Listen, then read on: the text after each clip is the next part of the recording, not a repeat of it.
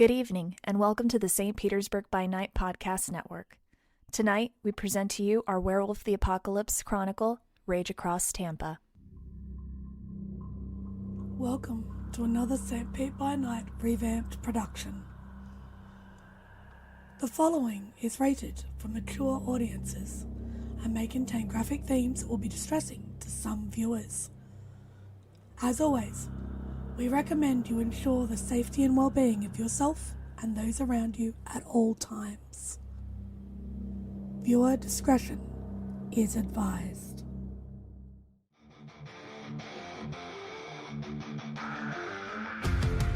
In the heart of night, we rise from shadows, calling at the moon, igniting our battles, cleansing Gaia of an endless fight, until our final days we will fight.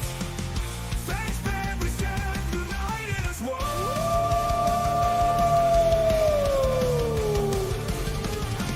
Evil spirits lurking with horror and dread. Little light leads us where the brave dare tread. Glory and honor, wisdom in our hand. Together we rise, take our final stand.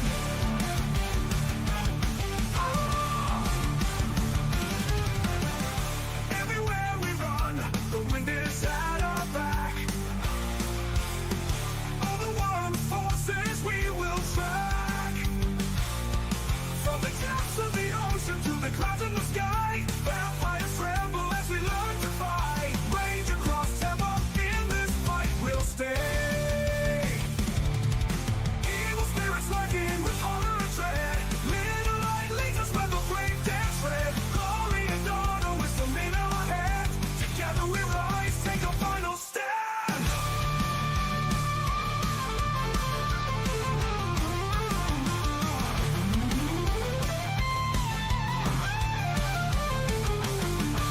Rage across Tampa, in this fight we'll stay. Everywhere with the pack, let the night be our guide. In battles of honor, we shall never hide. Rock a little high.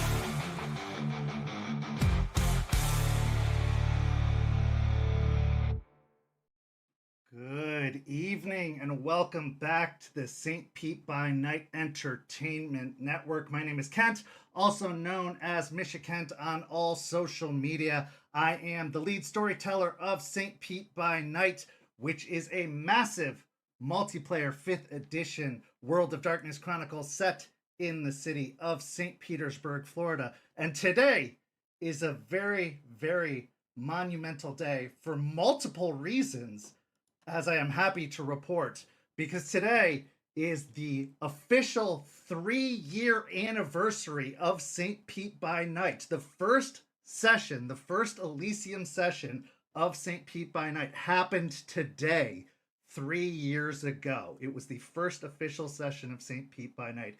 And here we are today, 3 years later, with the season 2 finale of Rage Across Tampa, our Werewolf the Apocalypse 5th edition chronicle set in Tampa, just across the bay from St. Pete, where our pack of Guru are finishing the hunt for Bloody Mary, where they are going to have their final showdown with the sheriff of Tampa, the Bruja, who has been a bane to the kindred of St. Pete and to the Guru of Tampa for many, many years. Who will walk away from that fight? That remains to be seen. It's also a special anniversary because it is our affiliate anniversary on Twitch. We have been an affiliate here on Twitch for 3 years as well, because we were lucky enough at that first, that first Elysium to have made our affiliate status. So we had a lot of very, very monumental events happen all at once, and we are here to celebrate them all. So thank you so much to everybody who made all these incredible things happen. We couldn't do it without you, and we're so happy to be here, and we're going to hopefully be going on long into the future. As long as you're here to support us, we will keep on going. And I'm so happy to be able to do this with some incredible, incredible players who make this story possible. So let's go ahead and introduce those incredible players now. Players, say hello and introduce yourselves, if you please. Hey everybody, my name's Preston. I play Aiden Goodspeed, the Arun of the Galestalkers. Everybody, I'm Champ, Champagne, the most scandalocious little fish in the sea, Toss Toss, and I will be playing Aspen Weiss, or Aspen Oathbreaker, Philodox of the Silverfangs. Hi everybody, I am Noree. I will be playing Malicious Jester, the Galliard of the Black Furies. Hi everybody, I'm Walks, and I will be playing Lucas Shaw, the Ragabash of the Shadow Lords. Champ, I think that introduction defies gravity, and so I don't think it can even have a rating this week. But because it is the season 2 finale, I will give that rating A+.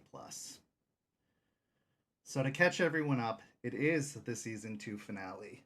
Everything has led up to this. All of the triumphs, all of the failures, all of the heartbreaks, and all of the successes of the past 18 months, almost 18 months, 16 months, I think is the official count, has led up to this.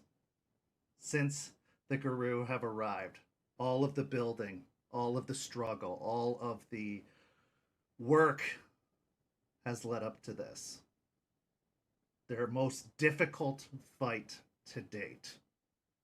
If they succeed in this conflict, they will turn the tide in Tampa.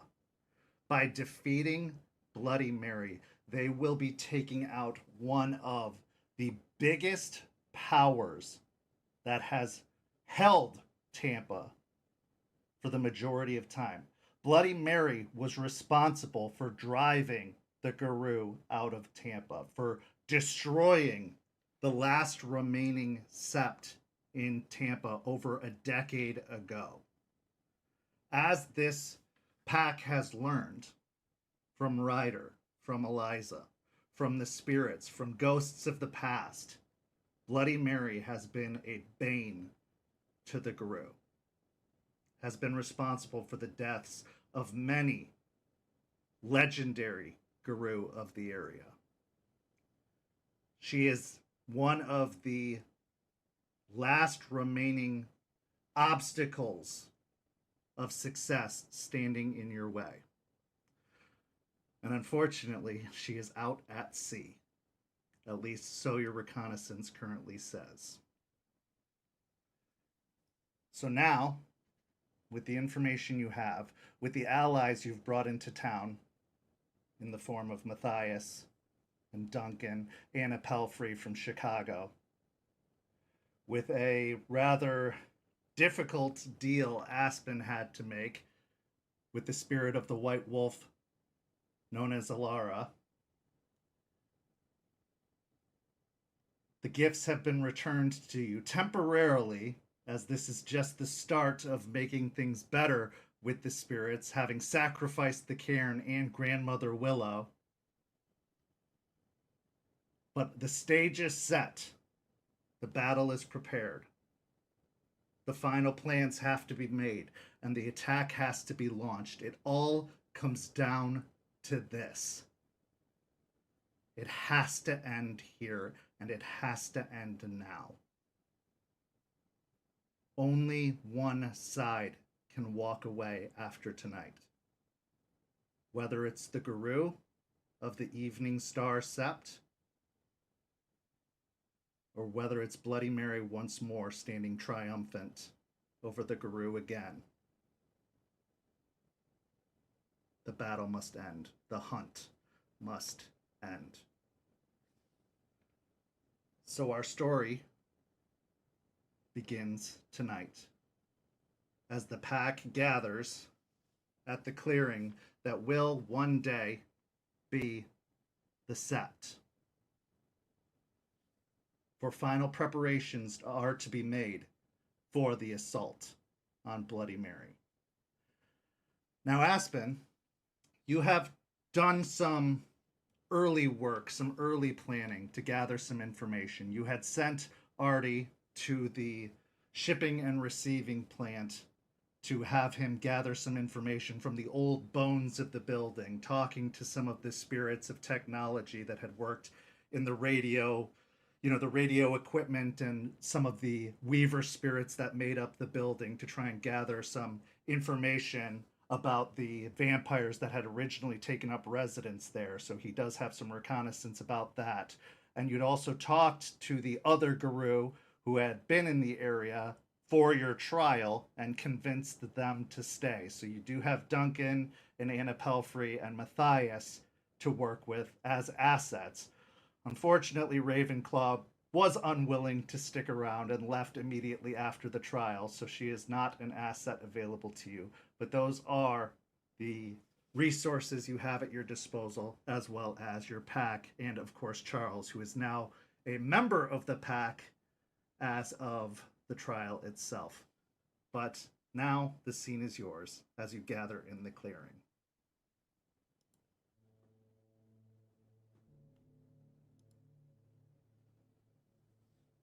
Aspen will be working on putting the clave potentially up in the area while everybody gathers together.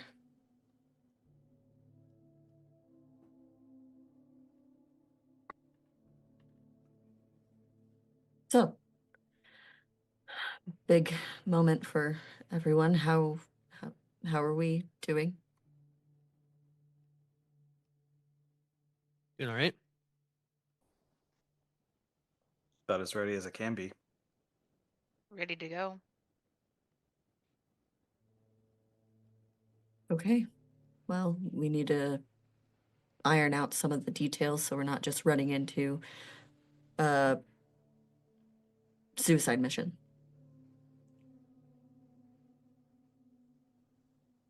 I know Artie has found out about some things from the shipping and receiving, and we have a few other things to go over as well.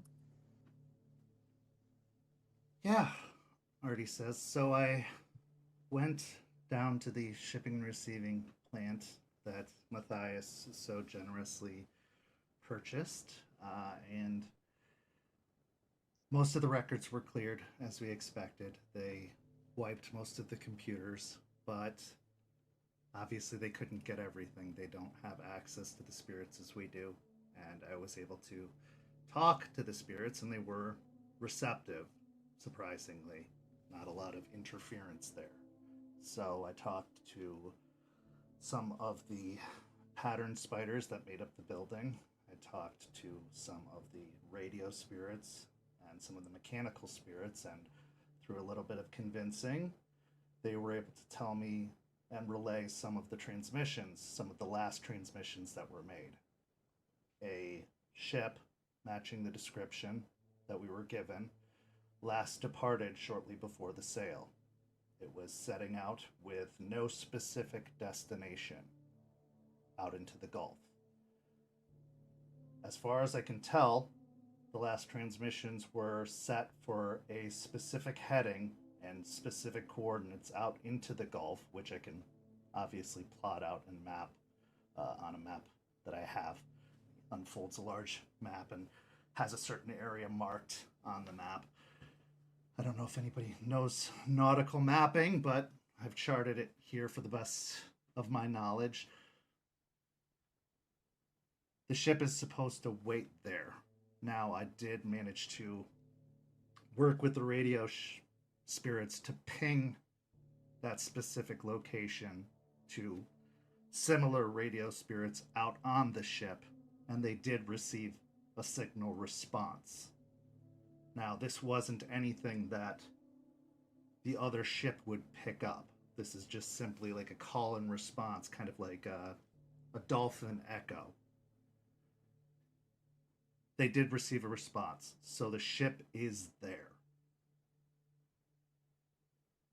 So if she is out there, that is where she is.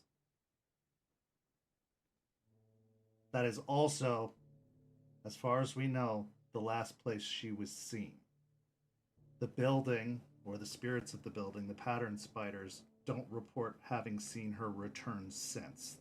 That's where the last place they saw her board was there on that boat. And she has not come back since, at least not to this location.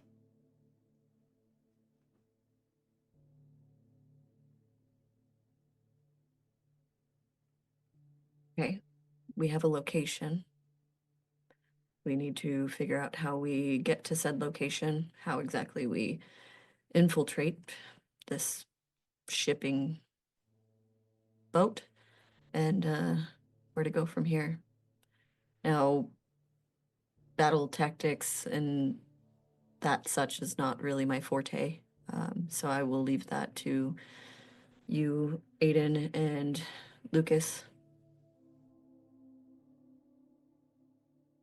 Getting out there, obviously we want to take both. We want to be somewhat quiet. Don't know what kind of people she's going to have on the overall ship itself, so we need to. If it takes a rowboat and we gotta be that quiet, then we be that quiet.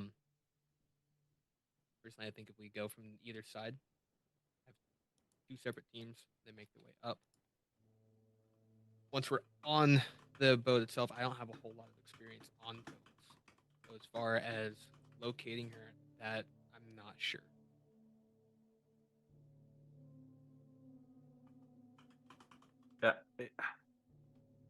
Getting there, the physical act of getting there is obviously a challenge, but getting there undetected, secondary challenge. A ship like that is going to have, like Aiden said, a crew to run it. And that doesn't even include whatever security she has with her. So that's a hard nut to crack. And we don't have a lot of options to crack it.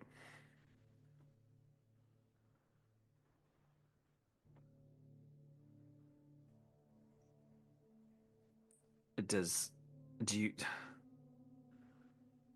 Aspen, do you know anybody with a helicopter? Well, look to Charles. I don't know. Do we know anybody with a helicopter?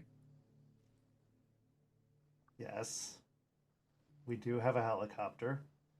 That is going to take away any element of surprise. Yeah. They will know we're coming if we take a helicopter. Another option, we could procure a fishing boat. It would not be difficult. Such things can be chartered and paid off very easily. Night boats, especially, would be very easy to procure. However, getting out there by night means that she will be active and awake when we arrive. So we will lose any advantage of going during the day. But that does allow for cover of darkness on the approach.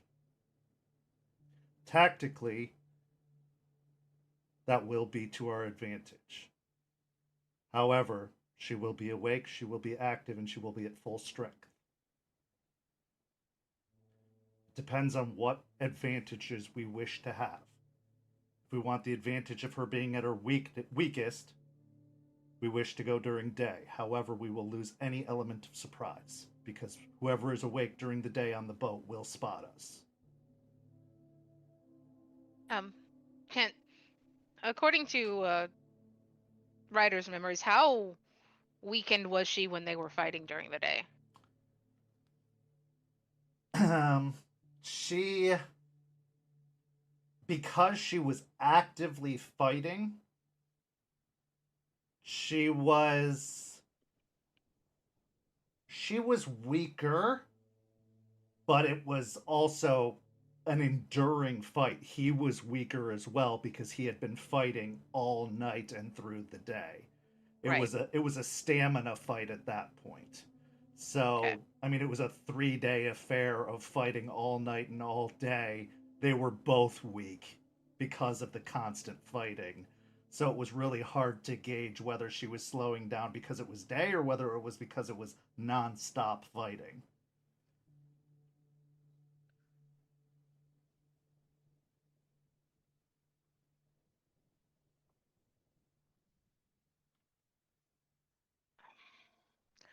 I'm not sure how weakened she'll be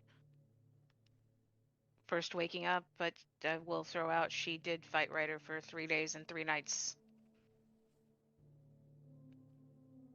Yeah, that's a good point. That may be inconsequential when we engage her. I mean, So, it was an endurance test for both of them, like trying to wear each other out, but at the same time, they still fought. Is there a possibility of going late enough at night so we hit there before any of the crew would wake up, but also with a short amount of time before the sun comes up? In So, case like it 3 or does come 4? to that. If we were to charter a shipping vessel, Charles says, it would make sense for our approach to be just before dawn, as a lot of shipping vessels would head out just before the dawn to catch fish in the early hours. It would not be. It would not trigger their awareness until just before our arrival. It would not seem out of sorts for us to be nearby in those hours just before.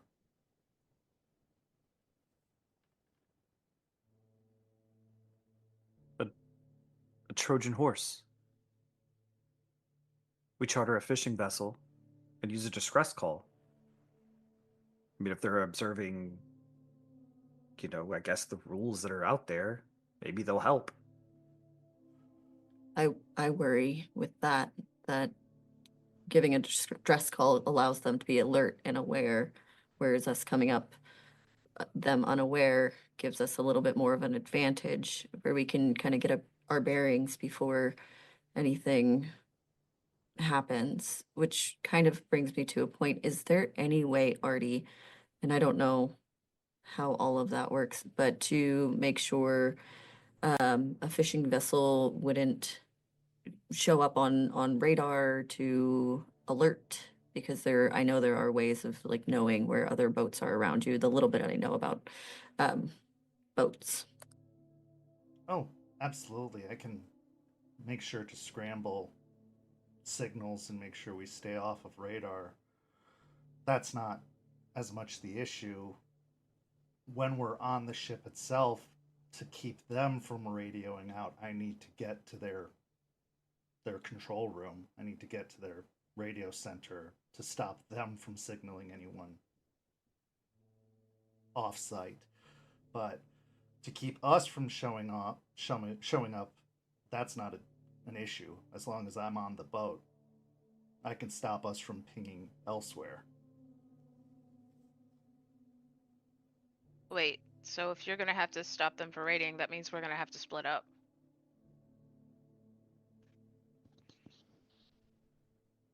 Yeah. Artie has proved to be quite sneaky in the past when we took out the chemical plant. Artie went alone to go do that. That was different. He was staying outside, or he stayed outside most of it, just like he stayed outside when we rescued your wolves. He's gonna be on a boat with lots of thralls and that like square faced dude. And they all have silver weapons. Or most likely will.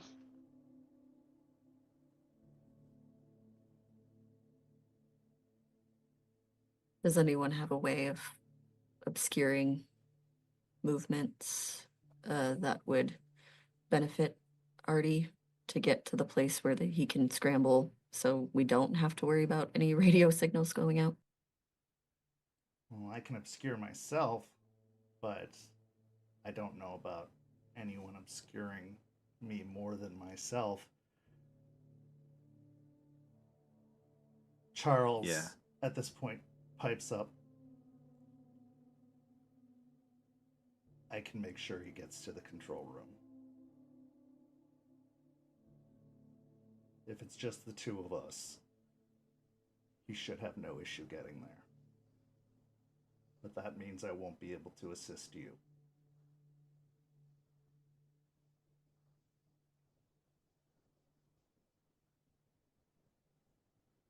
Okay.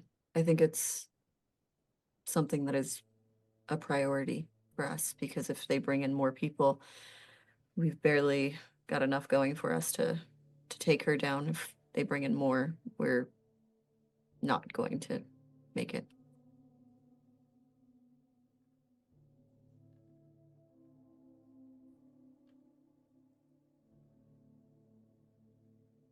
Yeah, I think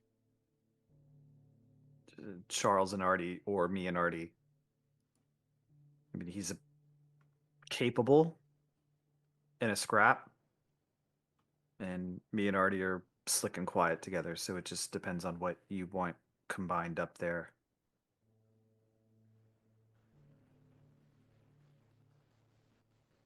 Nothing against Artie. I was kind of counting on you, Lucas, being down in the fight with us. Your Oh, I plan. want a piece of her. Don't worry about that. But I mean, let's be realistic. You know, if we want a bodyguard for Artie, then we can get a bodyguard for Artie. If we want somebody quick and quiet with Artie, I understand that that's what the pack needs. But yeah, I trust me. I want a piece of her too. I think Artie being quiet on his own is good, but if it does come down to him getting caught, I think maybe Charles would be the best one to be with him.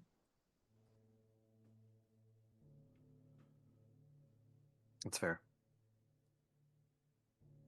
I think another thing to consider is a means of retreat if this goes badly. I was actually going to get to that. If we have a helicopter, could we have it on standby? We could, but it might not also be a bad idea to have the boat guarded and ready. A possible use of the resources we have would be to have Duncan with the boat. He could make sure that the boat stays protected. He could be possible reinforcements to bring in.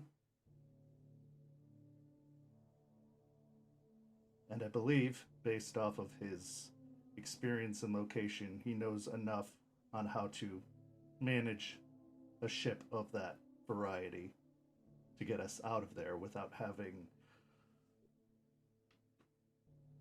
normal people involved. We will procure the ship without having to bring in nautical experts to manage it. Good point. There's another thing we're not thinking about.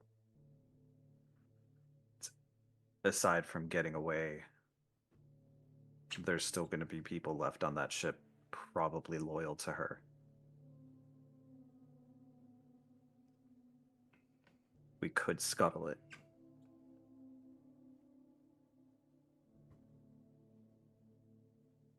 I would rather not.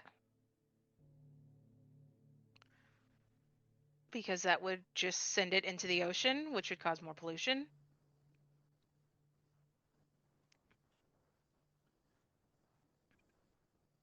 True. If we can But disable it, we can recover it as property of the shipping and receiving.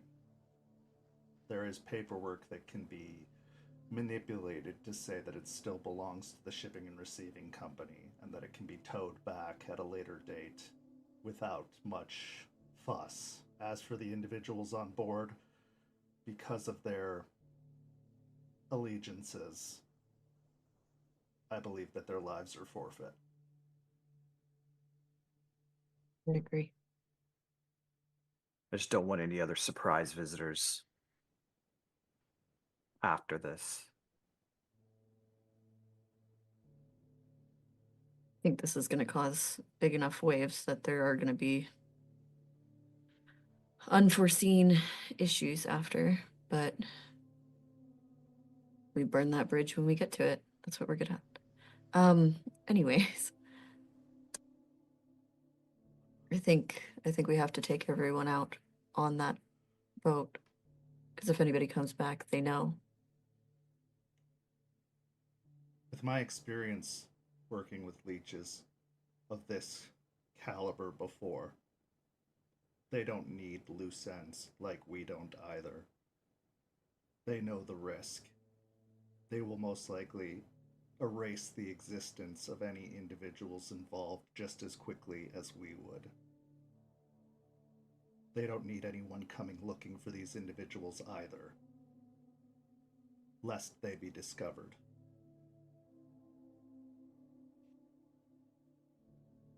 It's quite likely these individuals have already had any connections to the outside world severed.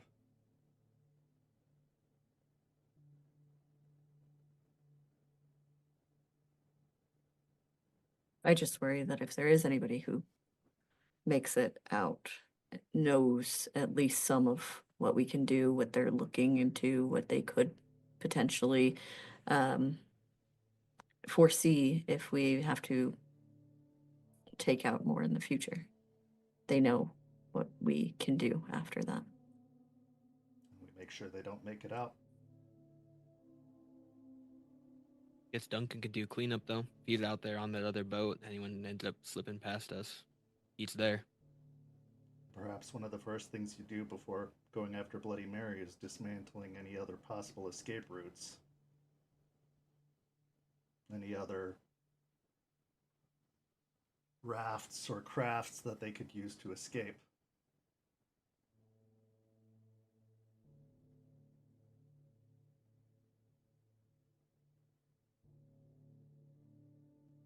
And Artie, you've seen no other, with your looking into it, there were no other boats or smaller craft out there?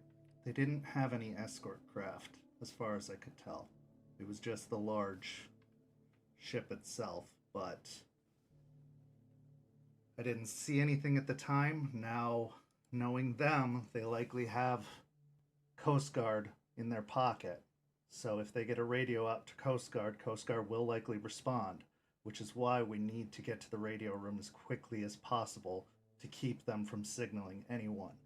I got what you were saying with the Trojan horse idea, Lucas, but they would likely call Coast Guard in, which means a potential issue with reinforcements. And Coast Guard has a pretty strong presence in this area. I mean, it's a big boating area, and It's fair.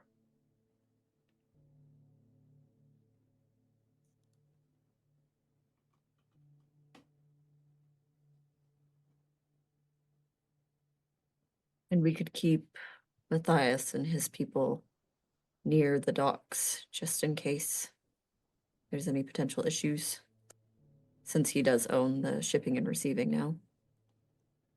yeah, so I think having Matthias and Anna at the shipping and receiving, Duncan on the boat, the rest of us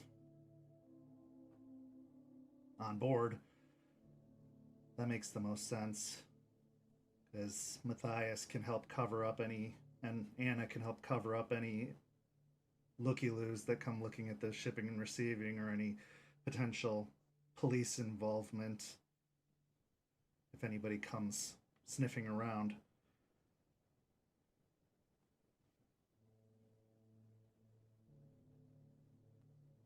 So we go in quiet, take out as many as we can, as quietly as we can. If it gets loud, then we just handle it from there, but make sure we stop any possible escapes in the trying to track down wherever Mary's going to be.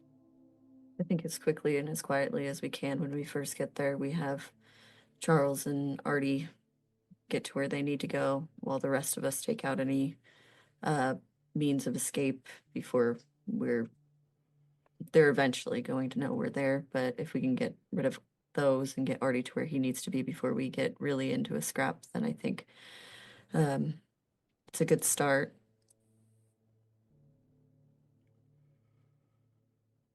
Since I won't be with you, one thing I have to tell you, Charles says. You have to keep her on the boat. If she gets in the water, you will lose her. She doesn't need to breathe. She can get down to the ocean floor, and she is gone.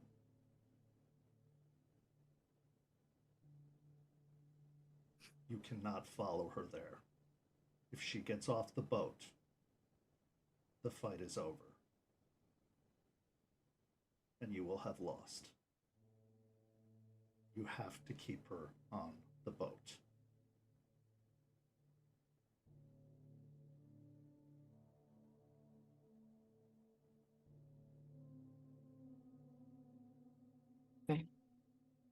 So, and when eventually it comes to fighting with her, because we still need to speak about that. Aiden, you spoke of tactics with the bear, so.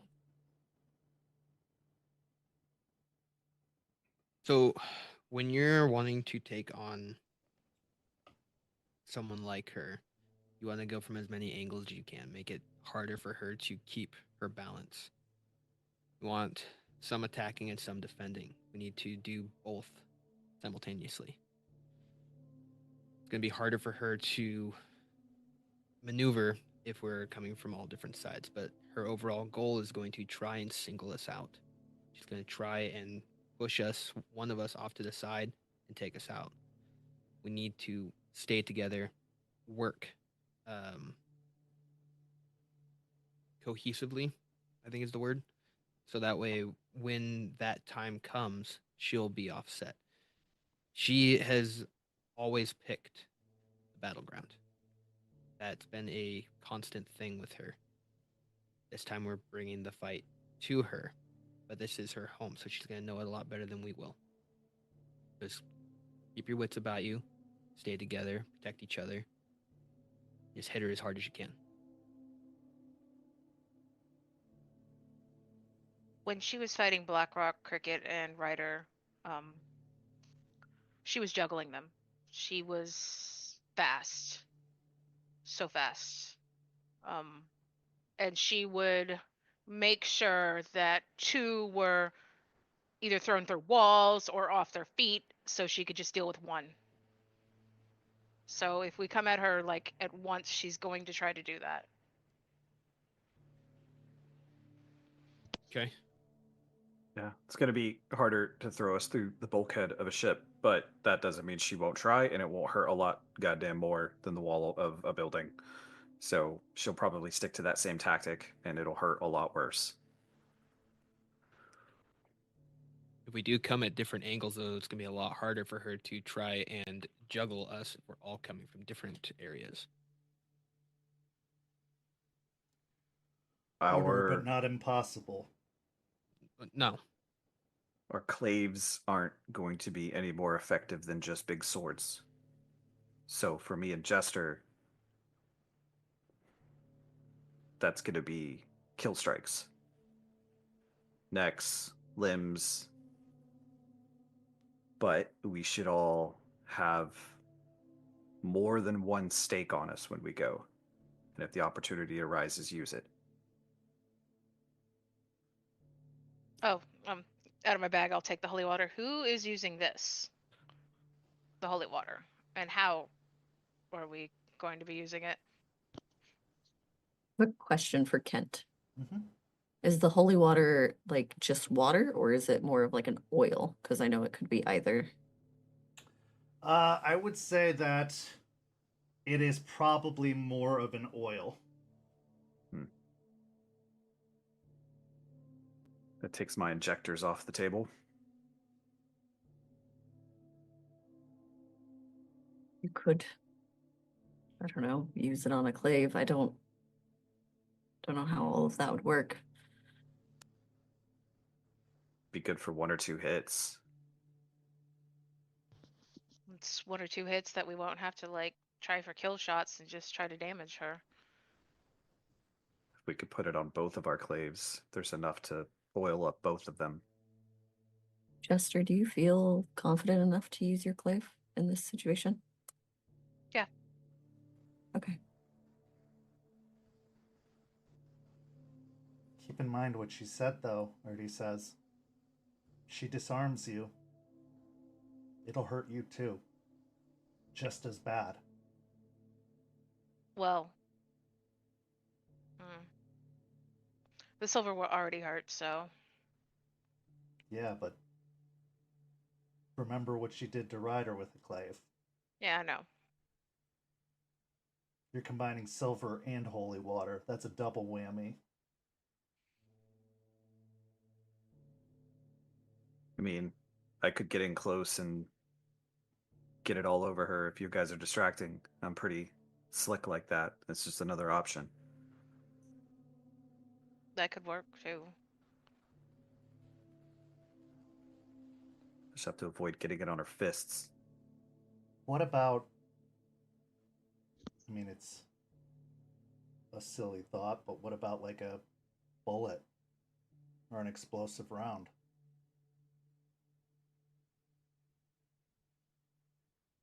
Something that will shatter on her, or something that'll get in.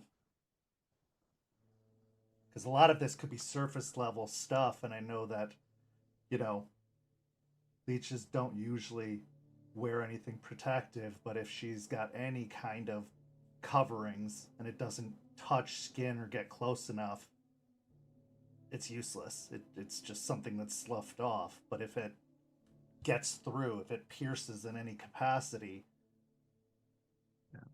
it's inside and it burns. The only problem I see with something that could possibly deflect and hit one of us, because it hurts us too. So can a sword. If we're Very all true. fighting close combat, one miss hits another person.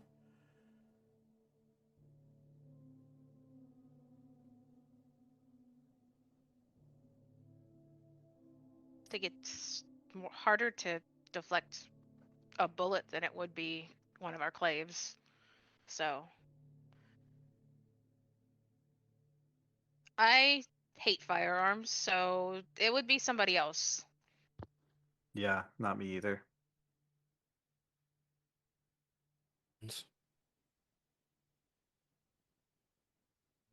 I don't think we're very much of the shooting type. We're more of the get up and attack the thing.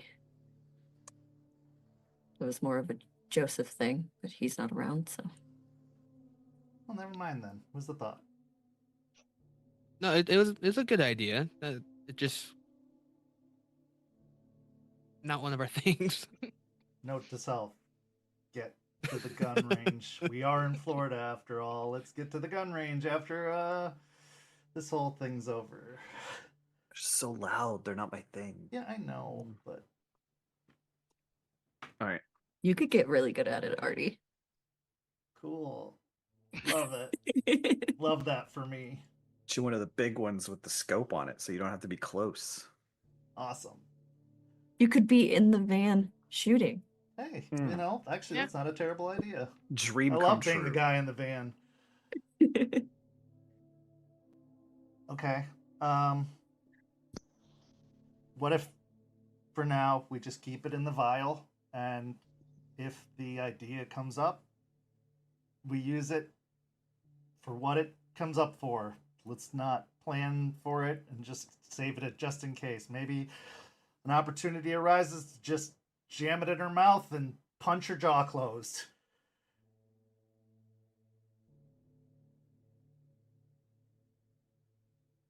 I can, if the moment arises, I can try and hold her.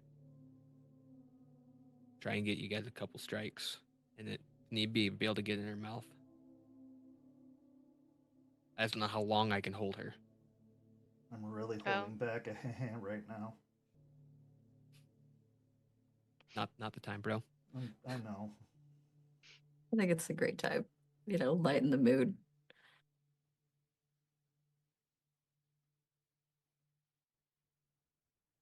At this point, Artie looks over towards Eliza, who's been staying quiet this entire time. What about her? We haven't addressed what she's going to be doing. Eliza, would you be willing to be on the boat with Duncan? I think it makes sense. I think it makes sense. Someone's got to be watching y'all's spiritual side of things. We don't know what manner of banes she's attracted around her over time. It's quite likely there are going to be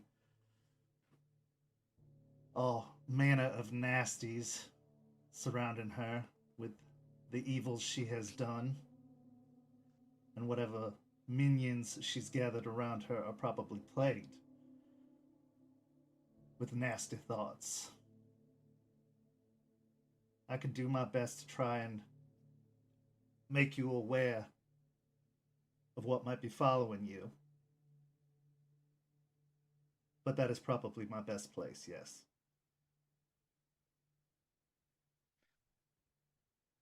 Also, if there is an opportunity, if all else fails, and this would be plan Z, to escape into the Umbra.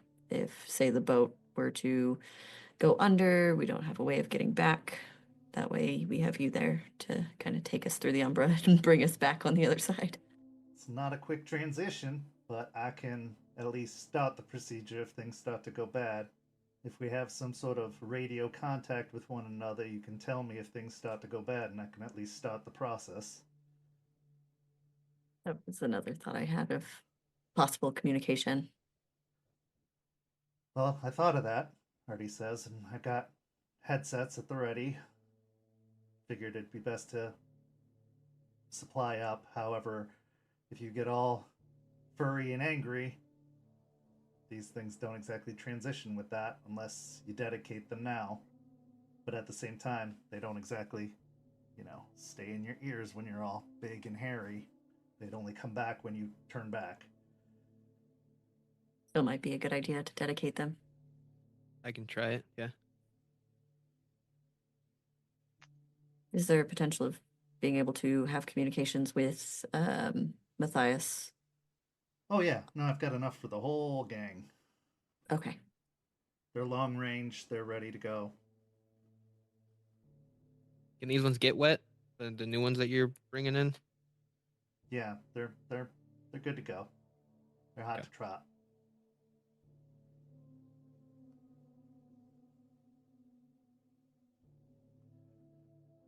Okay, so that's all well and good. So let's talk worst case scenario. Well, I did want to talk specifically about what we're going to be doing about all of the silver that she has on her. Yeah. Because we did see that at Eliza's house, and that is a problem for us.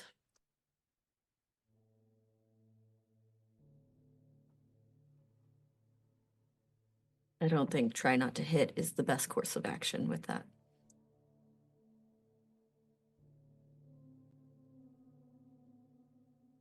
If we can disarm her or get them away from her, that is going to be the ideal situation.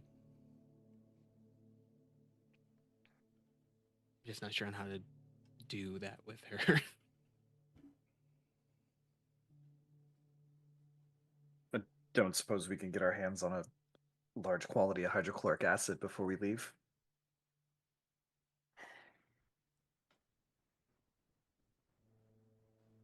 I'm happy I got the headsets, buddy. I am working on a budget.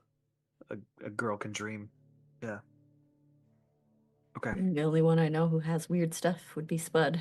I don't know if we have time to get with them. No.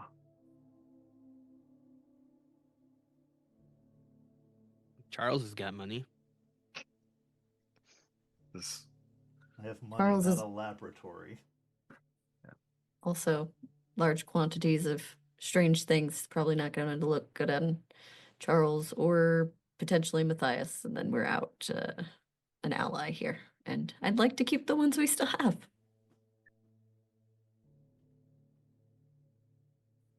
Unfortunately, their money can be tracked.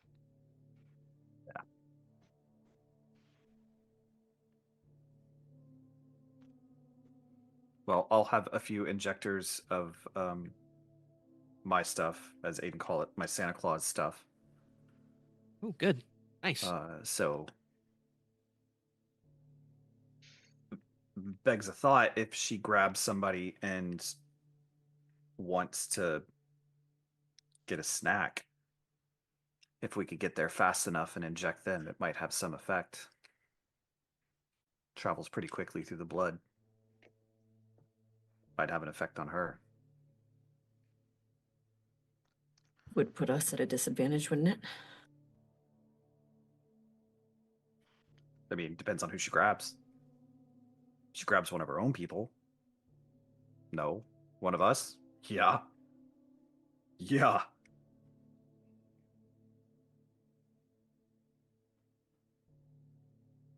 It's a thought. A good thought. How many do you have? 3. My supply was hit pretty hard at the Memorial Garden, so I don't have much left. This is the last of my stock. Okay. Well, could hand one to Aiden and Jester in case it comes to that.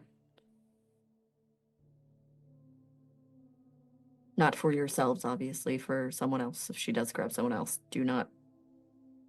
All right. Aiden knows. He saw. Figured I should clarify for Aiden, not so much you, Jester. I I've think you already- got the I've- I've already poked someone with one of these. Thank you. The stabby end goes into the neck. Quite good at it. One thing that we can count on, Charles says, is that they have been very overconfident. When they sent in their, gives a momentary look to Jester, assassin, they sent in one with very minimal munitions. When they went in to take out Eliza, they sent in only a few. Mary herself wasn't even that well armed. I do not believe we're looking at a heavy munitions of silver. We can count on their overconfidence. They believe that they are going up against a small force. Just a few. They do not know about the greater allies that you have brought in.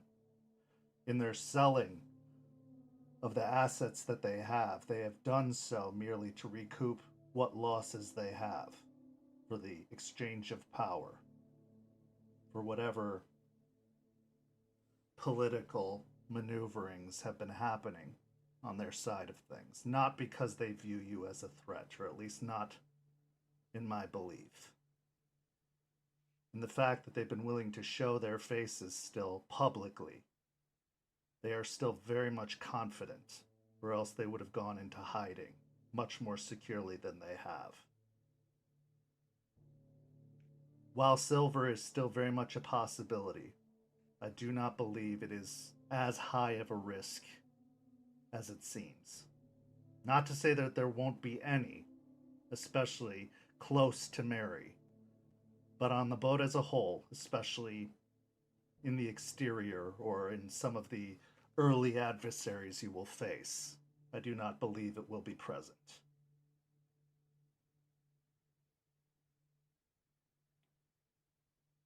Still good to prepare just in case, because us being course. overconfident as well would put us at a disadvantage. Always. But realistically, they have not been facing Guru for quite some time. This is a rather recent development. Most of their adversaries have been from within, not from without.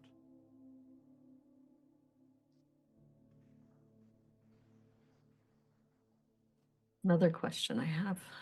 A lot of questions, a lot of planning, a lot of what ifs. If there is the potential, which I'm sure there will be, this is not so much of an if, but a when. If we are attacking Bloody Mary and others come to her aid, what do we do then? Who do we want to split off? Do we want to split our attention? What do we want to do there?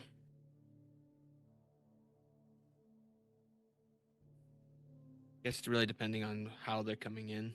They're coming in on boat. That's where Duncan's gonna have to do something. They're coming on the land. Matthias is there. He's still Guru. He could probably do something.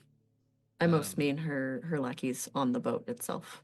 She's Oh. not going to be the only one there, and it's not just going to be her and Squareface Man, I'm sure. Are there ships already like heading out to him, like giving any supplies or anything, sending out to the actual people there? From what I could tell, based off of previous radio transmissions that I was able to access, when they left and have not been contacted or reached. They took everything with them. They took enough supplies, everything they needed at the time, and have just been out there on their own. There's been no coming or going since.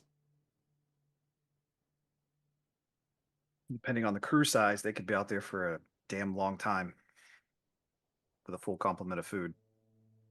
So, yeah. Also, with enough crew, she has plenty of food. Yeah.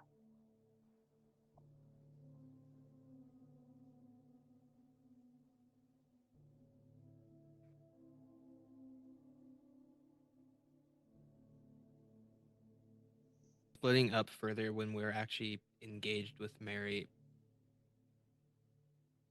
even one of us stepping out really just drops our chances of winning.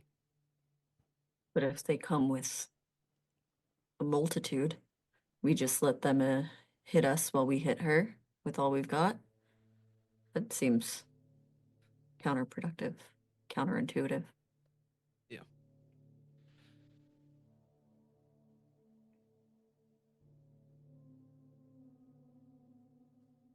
We're going to have to play that by ear.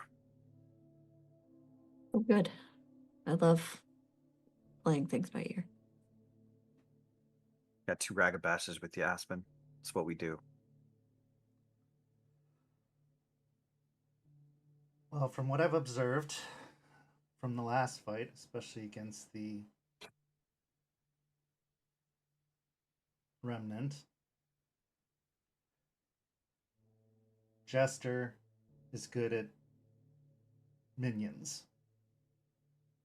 I think that if Mary brings in any minions, it'd be good for her to strafe off, take out some minions before refocusing on Mary. Lucas, I think you could also do the same with your ability to disappear. They're way less likely to be aware of you. I think that you could be very helpful in removing any unnecessary elements. Aiden, with your training with Charles, I think you need to focus solely on Mary. You're the most likely to keep her occupied and keep her from becoming a hazard to anyone else who is distracted by the other minions. But that also means that if she at any time juggles you, like Jester had said, she could be a huge problem to anyone else if they are distracted even for a moment. So you need to stay on her and not let her lose you even for a second. Like flies on shit. You need to be on top of her. I really don't like you going with them, Aspen. I would rather you came with us. But I know that you're not going to like that. I wouldn't be any good. Charles is worth 3 of me, so. Yeah, but do you feel like you're going to be any good there either?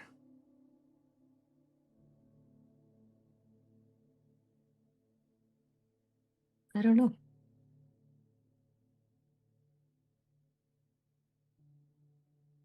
You're our leader.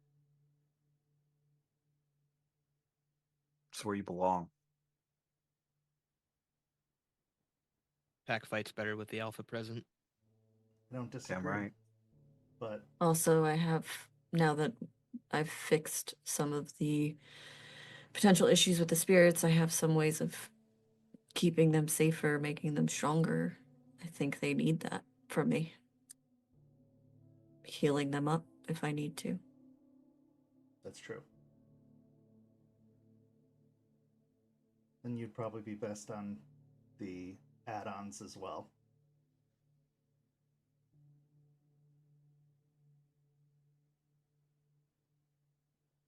In my mind. This is just what I've witnessed in the previous fights we've seen. Fighting is not my forte. We all know this. There was a roof to break. I'd say all about that, but Well, if we need to sink the boat, if it's a last possible option, I'll punch a hole in it. I'll keep to my my forte, breaking inanimate objects.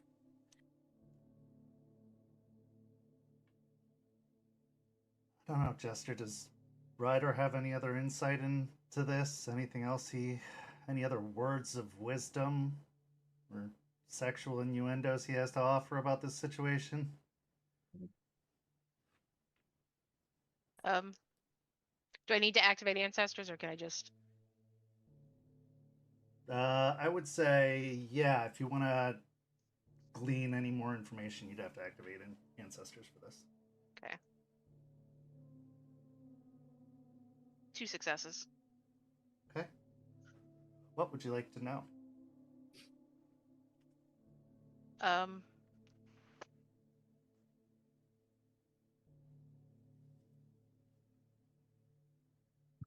Based on the plan here, is there anything that, like, from his memories or even just from him, like insight that could help modify the plans that we would have a better chance?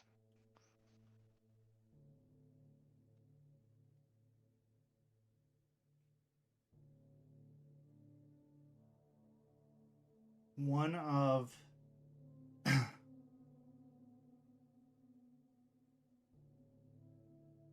one of the things you should expect when you go to face Mary is that she is going to start with this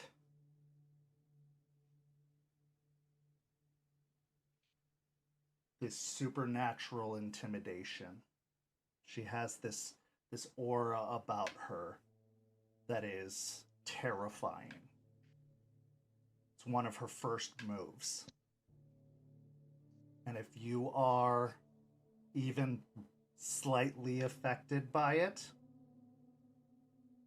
you will be affected for the entirety of the fight.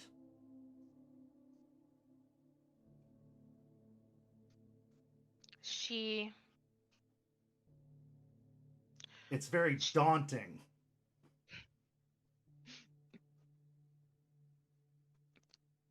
She has this aura she exudes when she gets into fights, usually at the beginning, causes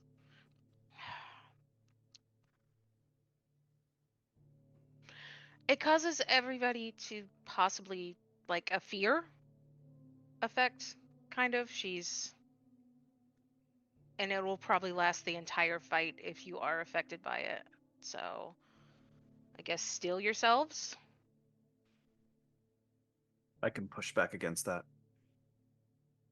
I've got my own trick that's a bit similar. Can you do it for everybody, or just it'll affect everybody in an area except for us. Okay. So you won't be able to stop her effect, you'll just be able to do a similar effect. Okay. I'll give what she gives. That she won't like that. Okay. Well, yeah, so she can make herself more intimidating. It's been a benefit to her in fights in the past is that she's been able to weaken her opponents because of this presence that she has that overwhelms her opponents and keeps them on their heels.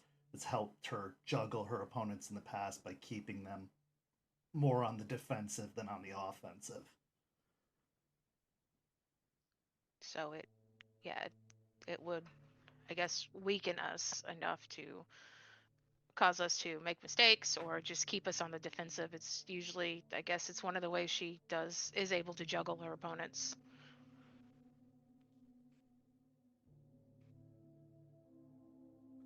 Also, if she does single out an opponent, she has something that she can make them flee the combat.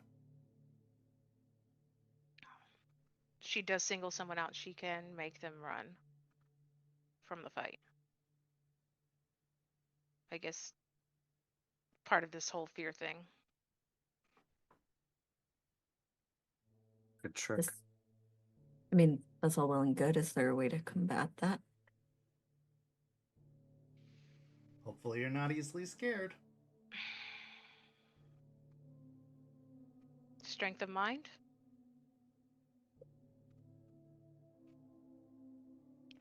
Cool. I don't think we have anything in particular.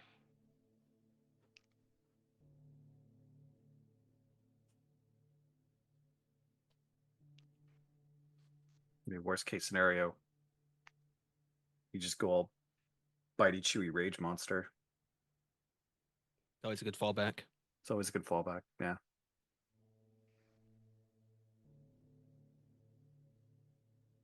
Okay, so something to be aware of. Good. Okay, let's see, where have we gotten so far? Artie and Charles will go take care of the radio, and the signals. We all do our best to get in there as quietly as we can with a fishing vessel before dawn. As soon as we get in there, we start taking out any other means of escape from the boat. And then we deal with her. She's intimidating and scary, and that could potentially be a problem for us in the fight. The silver isn't going to be as crazy as we think, but still something that we all need to consider because fire and holy water are not great. I mean, it would be in her best interest, I think, to not use fire, from what I understand. But if it comes to it, we have Aiden take care of her, which kind of worries me because as much as you're great at what you do, I don't know how her abilities will affect you. And if we lose you in that fight, we are screwed. I'll just keep my head in the fight. It's helped me in the past. Okay. Maybe we shouldn't. If we use the ship itself, we could probably not have the fight on the deck of the ship, but maybe below, which will limit how many people can. If we can pick a spot, maybe we can limit how many people, and then we can make sure that at least somebody is fighting her with Aiden, so she doesn't single anyone out. I have an idea for that. It is possible that just two of you could hold off the additional reinforcements, and the other two could focus on Mary. If they are primarily normal humans or basic thralls, they will be very little threat to Guru. If there are any other leeches on the boat, then it is more of a problem, but if they are basic minions, they should be very little difficulty, especially if you are in your war form. They will most likely flee in terror.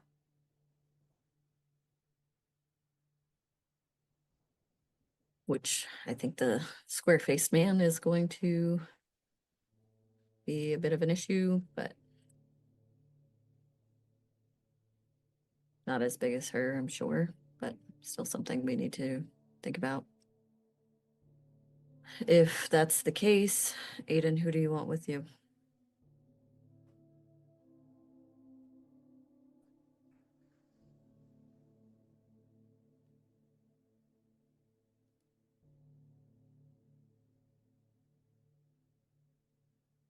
It's a good question.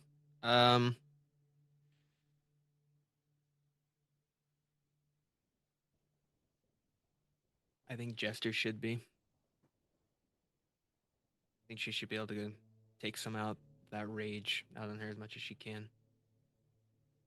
Mary's done a lot to her.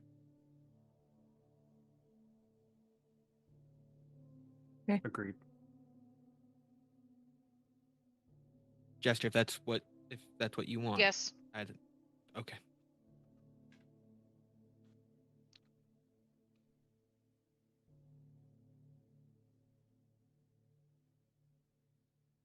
Okay. So that's squared away. And that's if, if we both get out of there and there's no more others to take care of, we can jump back into the fight easy, Lucas. That's the plan. I'm sure we are all aware of that. Also, if we do end up getting separated in any way and need to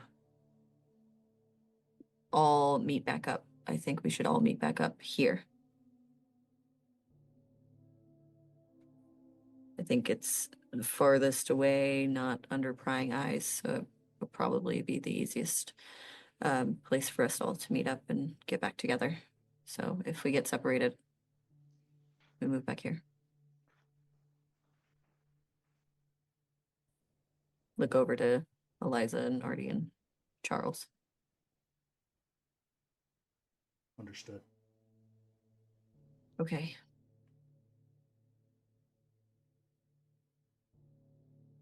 So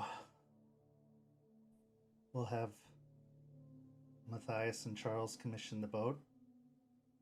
We'll plan to head out around or gather up down at the shipping and receiving around midnight. Set out probably around 3 a.m. Probably take about 2 hours to reach the boat. They're far enough out in the Gulf that, considering conditions and the way the waves have been around that time, it'll probably take about 2 hours to reach the boat, especially in a fishing boat, depending on the type of boat. Yeah, that's about around when the sun will be starting to come up ish. That's when we'll be getting close, and then we'll take it from there.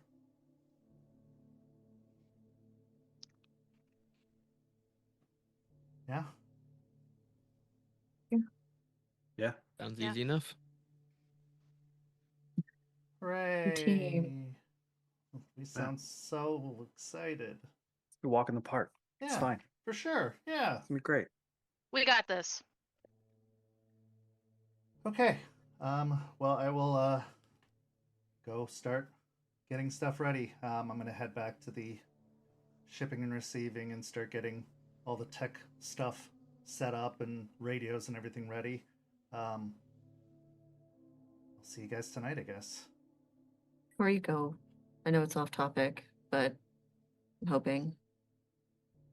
I'm planning on all of us getting back. One last question. Are we all 100% to do this Cairn thing?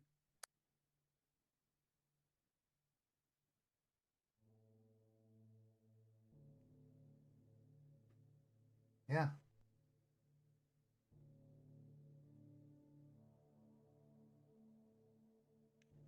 What about your brother?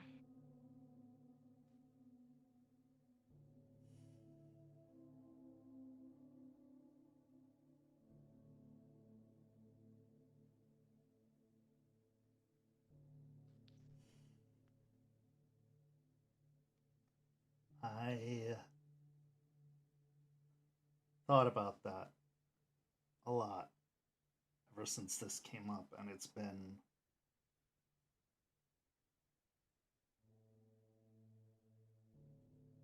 a lot of back and forth on it. But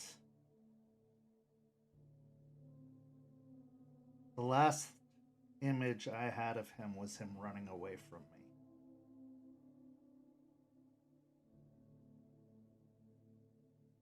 And if I were to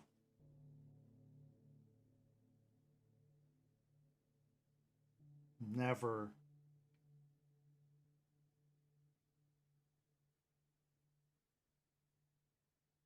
if there's nothing after this, if I don't get to get closure on that, and I lose all of you in the process, there's no worse fate in my mind. This is certain.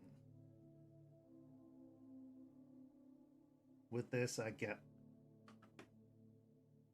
the family I know I have.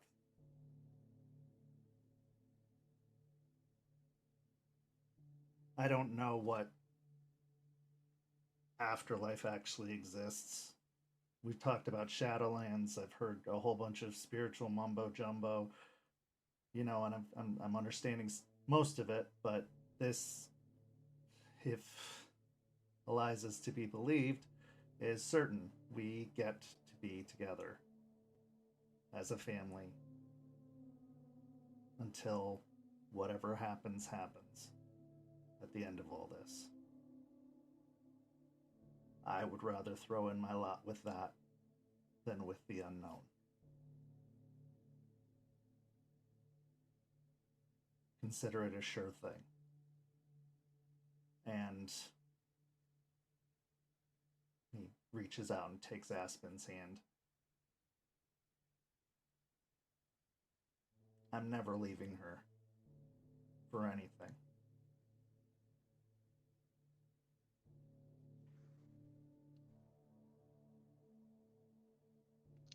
What about you, Aiden? Don't you want a chance to see Stone?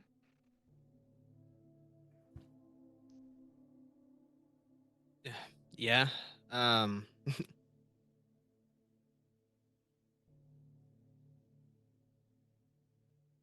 I've put some thought into it. But like Artie, I've found a family here. My pack was my pack, and I'll always have that connection to them, and they'll always hold that place with me. But as far as you guys are my family that I never had. I don't want to give that up. Lucas, is there not anyone you want to see? I mean, we'll have this conversation again next year. But I don't think you understood. I told you you're doing this with us. I think you missed something. You're going Unless to you be don't want to.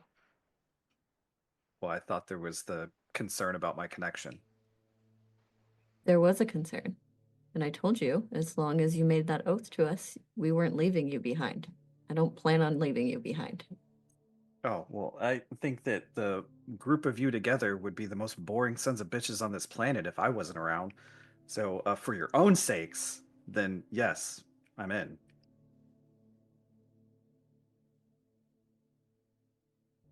Eliza, I got. go ahead. I was gonna say we got into shenanigans before you showed up. It's worse now. Yeah. Yeah. It's a word for it. Worse. I look to Eliza. You have Orion and Blackrock and Ren and others waiting, you know that. Why are you even bound or determined to do this on your own if we didn't choose to do this?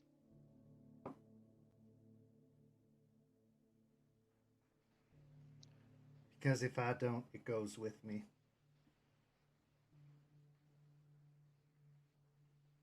What do you mean? I'm pretty sure this place is lost after I'm gone.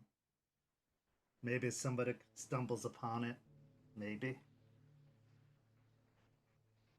But will they know what to do with it? Will they know what it means, what it is? What would they do with it? What would they make of it? Would they see it just as a means of power? Would they corrupt it, distort it, destroy it? I could have brought Blackrock and Ren and my sweet Orion into it. But I didn't. And yes, a part of me regrets it, but a part of me knows that had I, for selfish reasons at the time, I would have been the one who distorted or destroyed it.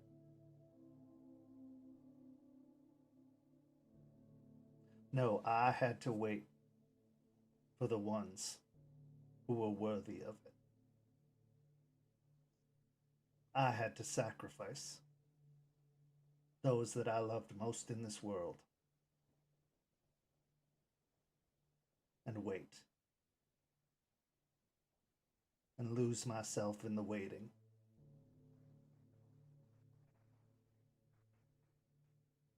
Orion has love on the other side. He has his father. He has his heart.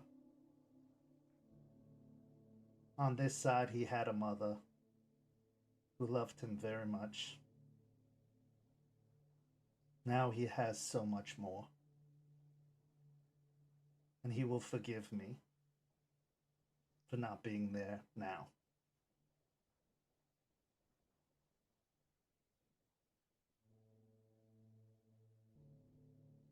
Okay. I was curious last week. To look to Charles. I'm not even sure if you're going to do this, honestly, so I could ask you, what about your family? But I'm not sure if you've even made a decision on it. You've had less time than the rest of us.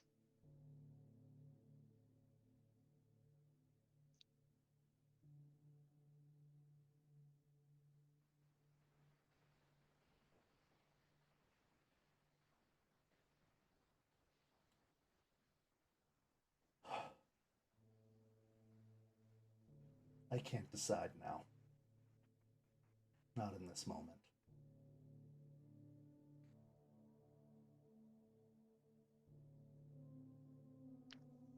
When the new moon comes, that is when the decision will be made.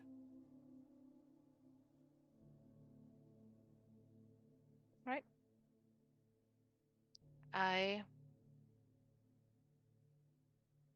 I'm in.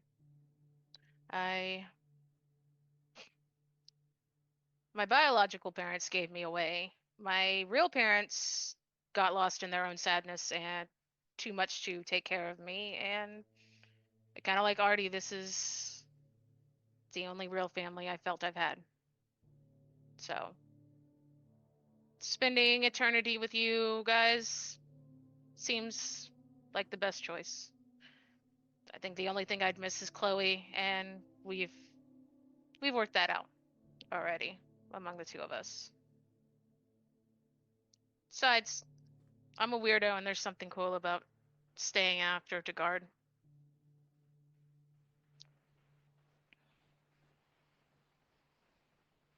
Oh yeah, weirdos. Oh yeah, weirdos.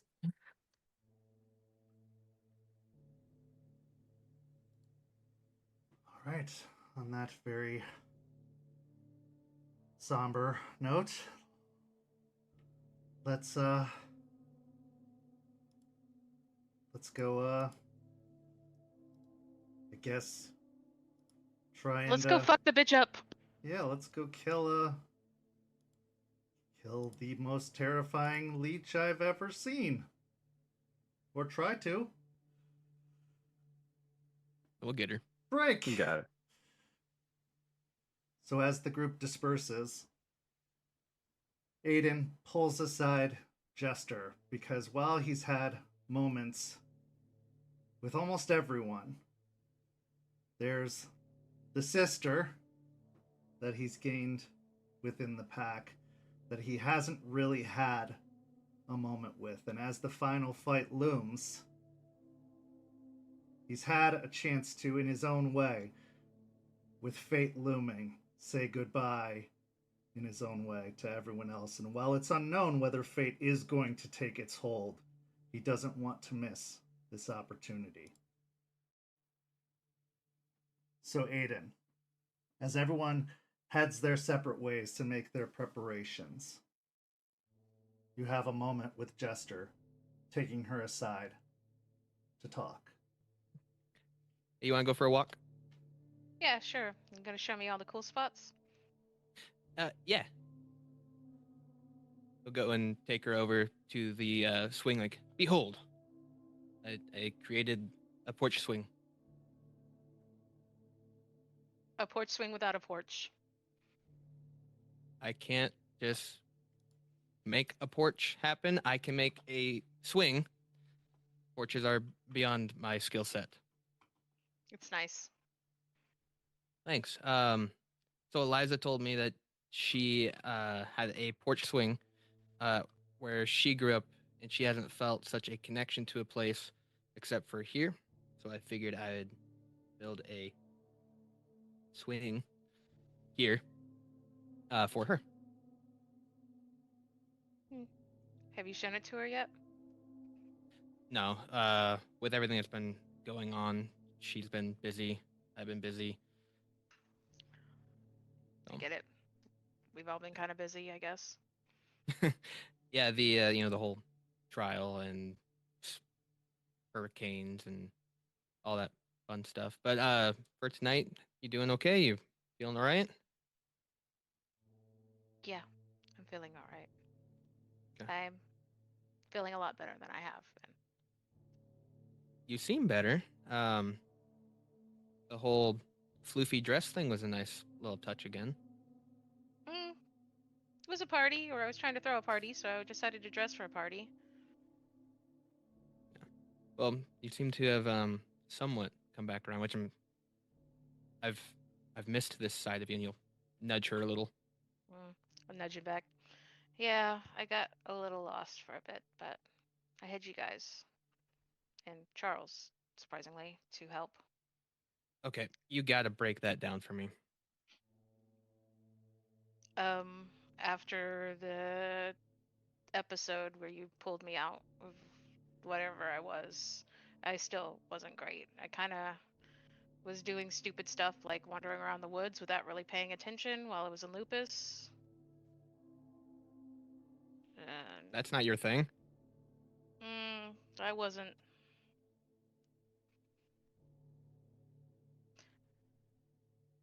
The feelings aren't as complicated when you're a wolf. And so it was. I just wanted to get away from them for a while. And I don't know.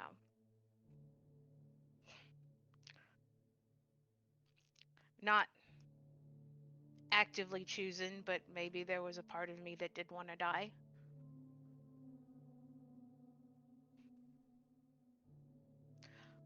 Turned out he'd been following me for a few days and tracked me down and lectured me. Creepy. Yeah. But then he offered a place to stay where, would be better overall for my mental state that wasn't a storage unit. So. Yeah. But you're doing better, and you're still there? Yeah. I just don't want to go back to the storage unit, honestly, and don't really have another place to stay at the moment. So. Also, he Well, has like 700 count thread sheets, which are amazing. I don't know what that means. Okay, so like how many threads they put in, like the sheets they put on beds, right? Right? Like the more threads they have, like it gets really comfortable. So more threads equals better. Yeah. And he had 7,000 of these threads? 700. 700. Oh, so he's not rich enough to get you 7,000. All right. No. But, it's strangely nice. It's a weird overall thing. Charles and strangely nice. It's not that bad. I'd be lying if I'd say he hasn't grown on me also.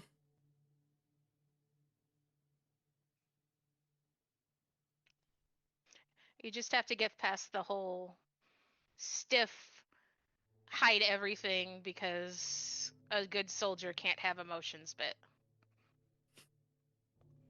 I've tried chipping at that wall.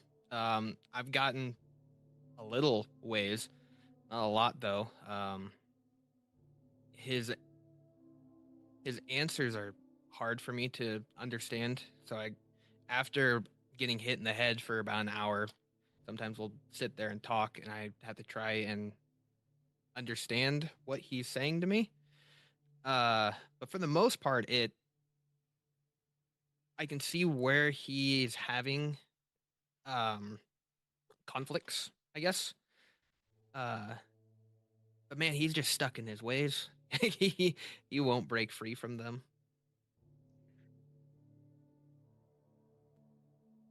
There are things I can't say, but he's been in this since he was a baby.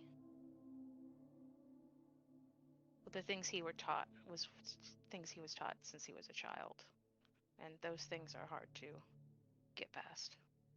It'd be like you trying to get past completely being a wolf and growing up as a wolf. You struggle with it, right? Yeah. No, that part I get. I also have things that I can't say. But no, I understand.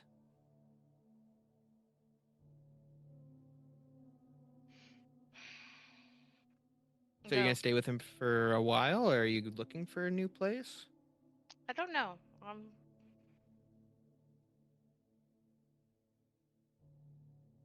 Think I'm gonna get past this fight with Mary and see the Cairn built before I make any decisions. Yeah, it's gonna be a good day. Yeah. Bye. You want to be roommates again? Not that I didn't love it, but your current roommate and I have a overall agreement when we see each other, and it's not at a meeting. We we train. I feel like there won't that wherever he's at is not gonna be the best place to do that. That's why we come out here and do it. So as of right now, no. You can watch The Princess Bride with. Actually, no, that's our movie. You can pick a different movie to watch with him. Okay. Anything but that. It'll always be our movie. That's right. And I wouldn't necessarily say like he would be a roommate also, but like I said, I haven't decided on what to do yet. Okay. Well, when things are all done, we can revisit it and see what's going on. Okay. How have you been?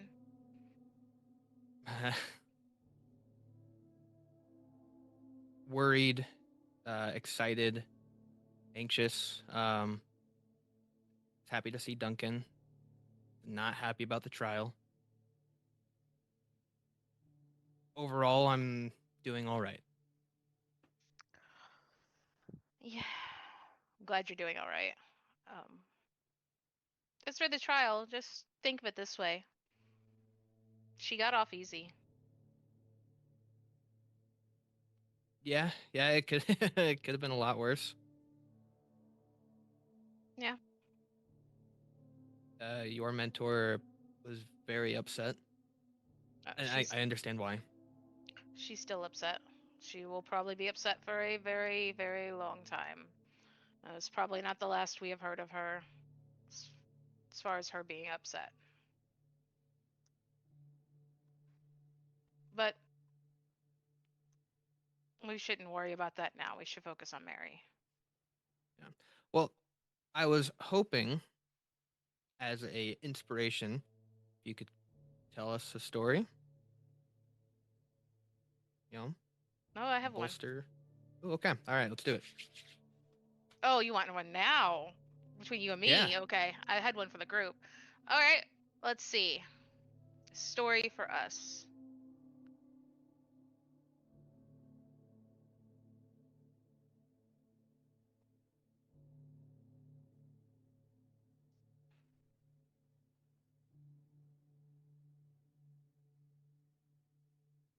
What kind of story do you want? Do you want a past story or do you want a made up story? Something about a triumph over an unstoppable force that has wreaked havoc over a certain area for eons. Okay.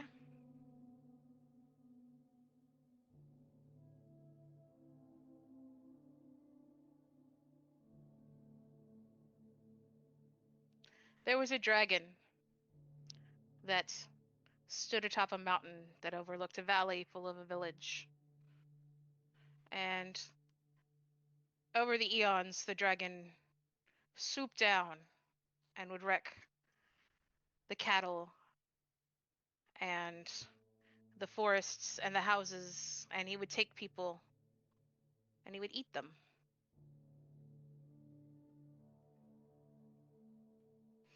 Till the point where the village decided they had to give some sort of tribute to the dragon to keep him away. And so, for many, many eons, a tribute was given every month on the full moon. Some maidens, livestock, every month, until the village didn't know what they were going to do because they were faced with the trouble of starving and losing their villagers, or getting eaten by the dragon, or losing the whole town. And so one time, a wolf girl volunteered as the tribute, and she brought a secret weapon,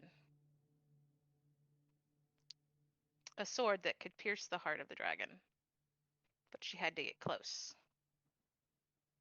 So she waited until the dragon swooped down, its wings blocking out the moon and the stars. And when it was in front of her, she leapt up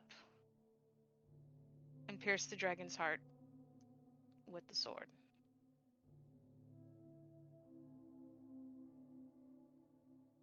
Its body crumpled to stone, blowing away in the wind and leaving the village free.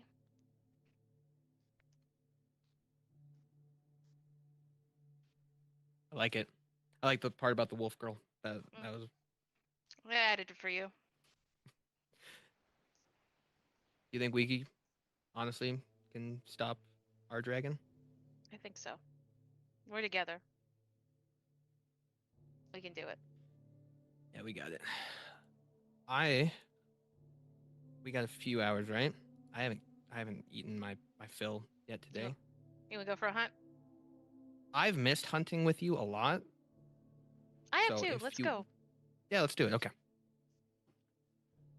So as two companions, packmates, adoptive siblings head off to enjoy a hunt together. A hunt that, at the time, one of them believed would be their last, the other ignorant to the belief that it could be the last of anything. We transition now to later that evening. It's nighttime. The preparations have been made. And the pack finds themselves on the fishing boat out at sea. Bobbing along the waves. You have been on the boat for about 2 hours at this point. The wind is howling, not loud enough that you can't speak, but the air is chilly, to say the very least. Winter in Florida, while it's not cold to most in the Midwest or from where most of you hail from, you've been here long enough to know what cold feels like to Floridians. With 100% humidity and 40-degree temperatures in the depth of night, it's starting to sink in just how cold this feels, especially when you're out at sea. Out in the horizon in the dark, the spotlights of the fishing boat just coasting over the waves. There it is, the massive shipping vessel looming in the darkness.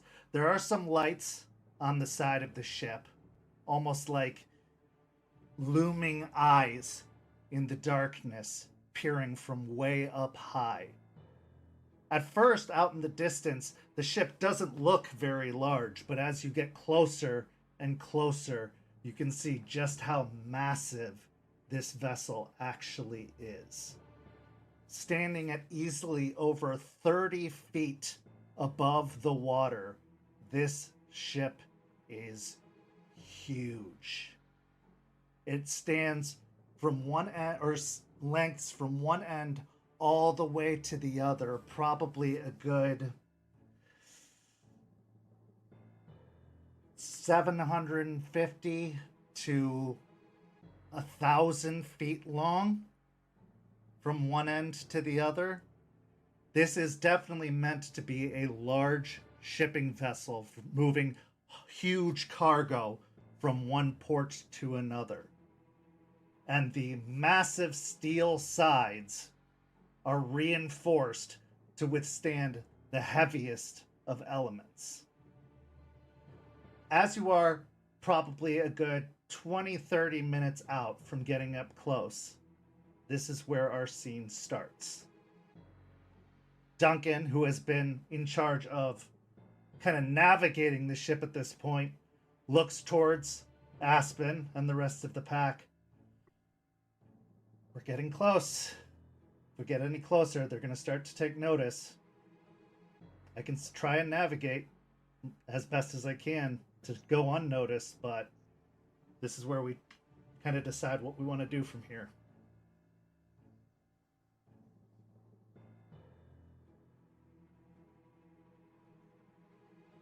I don't want to get closer because if they know the boat's here, they're gonna make sure that that's not a thing that we can get away on. They haven't radioed yet, so there's no suspicions at the moment. They just probably suspect it's just a fishing boat heading out to sea, but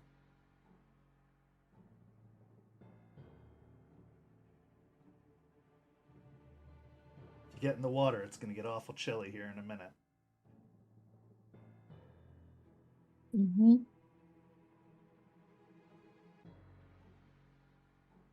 What do we want to do? Does this fishing boat like have like a rowboat or anything? It's not necessarily that kind of boat that you have. It probably has like an inflatable raft you could take off of it. Mhm. But yeah, nothing like not like a small, it's not that big of a fishing boat. It's more like kind of like Right. a sea skipper. Also, if we started swimming, like how difficult is the water, and like, are we going to have any penalties because of how cold it is, or how is that looking? It's not going to be pleasant, that's for sure, and there will probably be a little bit of a difficulty, especially if you're going to do so in Hamid form, yeah, because it is cold and you are not furry and comfortable.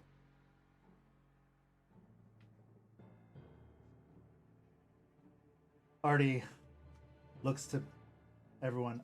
I could possibly run a little bit of gremlin interference long enough to get us up close, possibly enough to interfere with any scanners just momentarily, that we could bring the boat up alongside, but it'll only give us a few minutes. We would have to get up onto that boat within minutes. No room for error. Okay. Like anybody who doesn't make it on this pass will have to find another way on.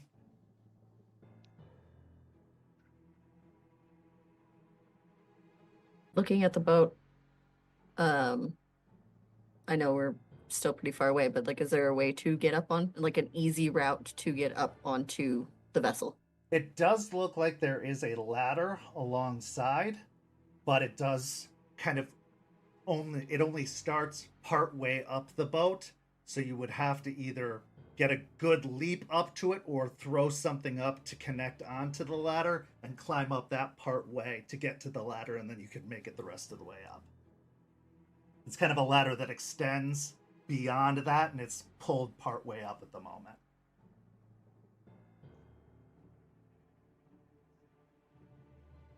Mm. Also, Aiden and Aspen have been gifted 2 entire dice pool rerolls to use anytime tonight during the session, as have Jester, all been gifted by Devlin. So make a note of that anytime during the session. And Lucas, everybody's been gifted a reroll tonight. So you can reroll 1 entire pool during the session tonight.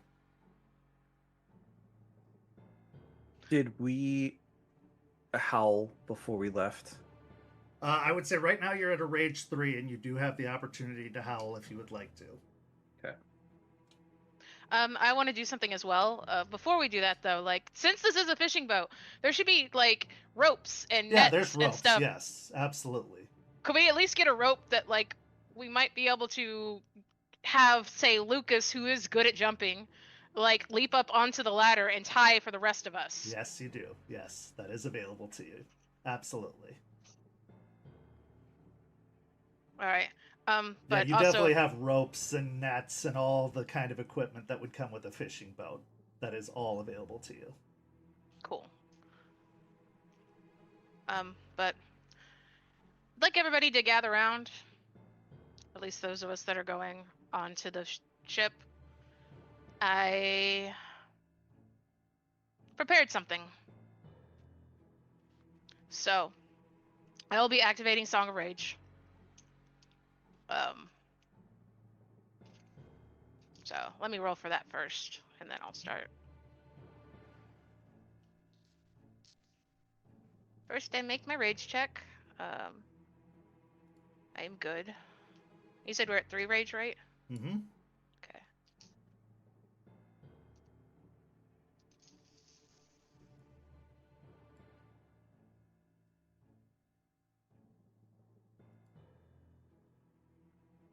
All right. I managed to get 3 successes, so if successful, all members, everyone within earshot that are a pack of my pack, gain 1 rage. I didn't get a critical, so. Yeah, so everybody's at 4 rage. And I will also, because of that, I will gain a rage from Luna's Blessing since I used a song gift. Okay. So you are at 4 rage as well. Right.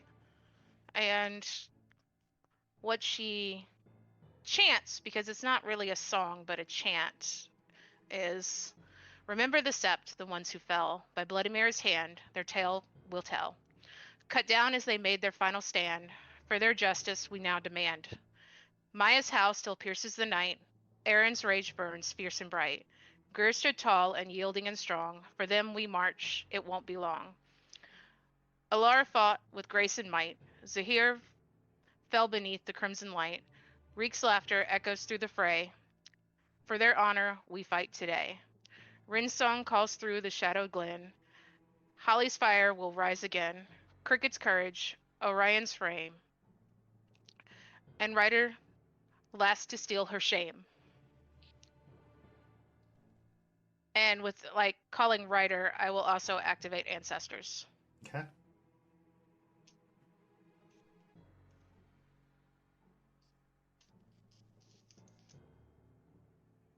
Oh my god, I got 3 successes. Okay. So as Jester chants out the names of the fallen sept of the Weeping Willow, as she calls out her song of rage, everyone feels emboldened. And for a moment, just a moment, the boat feels a little bit more full. For a moment, the spirits of the fallen sept enter from beyond, joining the fray, joining the fight, emboldening all of you. in this encounter to come. As the boat nears, Artie, going to the radio of the fishing boat, begins activating gremlins, sending out the spirits to wreak havoc on the sensors of the large vessel nearby, attempting to interfere with their circuits and their sensors, their ability to detect the fishing vessel just for a few moments as it draws closer and closer to the large shipping freighter. Lucas, as it draws near, you feel like you have an opportunity as you gauge distance-wise to make a good leap. Now, it is going to be a little bit difficult, but you do believe that you have a chance here to do it. But it is going to be harder than some leaps that you've made before. So this is going to take a bit of effort, if you get my meaning. I'm going to shift to Glabro. Okay. And I'm good on that. I've taken my clave and I've taken the grip off of it, and I have attached a longer, almost spear-like grip to it. So it's about like 3 feet long now. Okay. I'm gonna tie the rope to that, and then I'm gonna time it for a swell.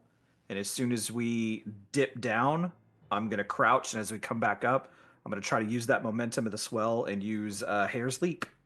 Okay. Why don't you give me a wits and awareness check, and if you do well enough on the wits and awareness, I'll give you a bonus to your Hare's Leap to see if you can time it appropriately with the swell to get a little extra oomph on your Hare's Leap. Hey, can I assist on the awareness, the wits and awareness? Like, Sure, why not? like also measuring it as Yeah, well. why so- not? And give him an extra die. I'll get that to you. So you can take an extra die on the wits and awareness from Jester's assistance. With her assistance, that gave me 4 successes. I will give you 1 more die on your Hare's Leap to get an extra spring to your jump. 5 successes. With 5 successes, you are able to get a little bit of extra spring, calling upon the spirit of the hare to give a little extra strength to the muscles in your legs. And with almost a supernatural leap, you spring into the air, reaching your arms up ahead of you and grab hold, getting purchase on the ladder with a clang as you grab onto the ladder firmly, your legs almost getting to the bottom rung, but not quite, as your hands get a few rungs above that, your legs dangling just a little bit beneath the bottom rung. But you got a little bit higher than you thought you would. You were hoping for the bottom rung, but you got a little bit higher than that. So you got a pretty good distance up there, springing probably about 15, 16 feet up in the air. That's about right. I'll wedge the spear above me that has the rope attached to it, and I'll get climb up and get my footing, and then I'll use that to hold the rope as I pull the slack up, tie the rope as best as I can in a couple of knots, and then untie it from my spear, then lean over and just wave that we're ready. Okay, so having left the slack of the rope dangling all the way down, it is coiled on the deck and kind of tied to the bottom of the boat, giving some security there. For the rest of you, you are going to have to make a strength and athletics to climb your way up this rope to get to the ladder. Now, it is a bobbing boat. The rope will give you a little bit of assistance here, but not a great deal. So you do have to make a somewhat difficult climb. However, this is a lot easier than swimming. The swimming was going to give you a disadvantage. This is just going to be a straight roll to get up the rope to the ladder. But I am telling you, it is going to be somewhat difficult. Can I assist them and go up last? Sure. I'll give you that. So if you want to take an additional die, everyone, I will say he is holding the rope taut, which is going to give you a little bit of assistance on making it up so it's not bobbing as much or giving too much slack, which could cause you to sway from side to side too much. I'm gonna go into Glabro. Okay. and I rolled Same. my rage, and I lost a rage. So there's that. Yes, you're down to 3. Yep. I'm going to shift into Glabro as well. Okay, also, has anyone spent a willpower so far? Okay, good to know. I made my rage. All right. I am tracking health and willpower, so please let me know if any gets expended. 4. While they're climbing, I'm going to start heading up quietly just to be able to peek over the railing to see if I can see anybody near where we're coming up. Okay, give me a dexterity and stealth. Hey, Kent. Mm-hmm. When we howled, could I have used the moon riled so I get an additional die for my first time howling at the moon? Or additional rage, sorry. That would put you at 5 rage. Do you want to risk that? I would save it. All right, fine. Okay, yeah, I'll hold on. I'll hold on to it. 4 is good. I got 5 successes. 5 successes. Okay. Yeah, Jester, you have no... Actually, both of you have no problem climbing up using your Glabro form, your almost demi-human, Umber Hulkish form to climb up the rope. You have no difficulty shimmying your way across the rope, making your way over to the ladder, and starting to climb up the ladder itself. Artie, let's see how he does. He is going to also shift into his Glabro form. He succeeds on the rage check.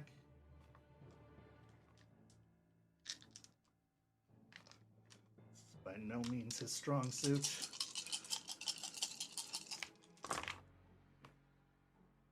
Got it, buddy. He also got 4 successes, so he is able to shimmy across as well, sticking to... Charles offers to hold the rope for you, Aiden, proceeding to go last. You got it, buddy. You gotta follow Charles, or you gotta follow Artie. So, I got it.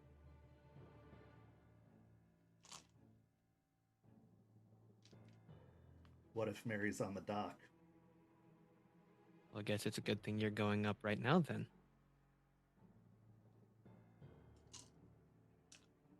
I'll promise not to kill her before you get there. I'd appreciate that. At least a hit.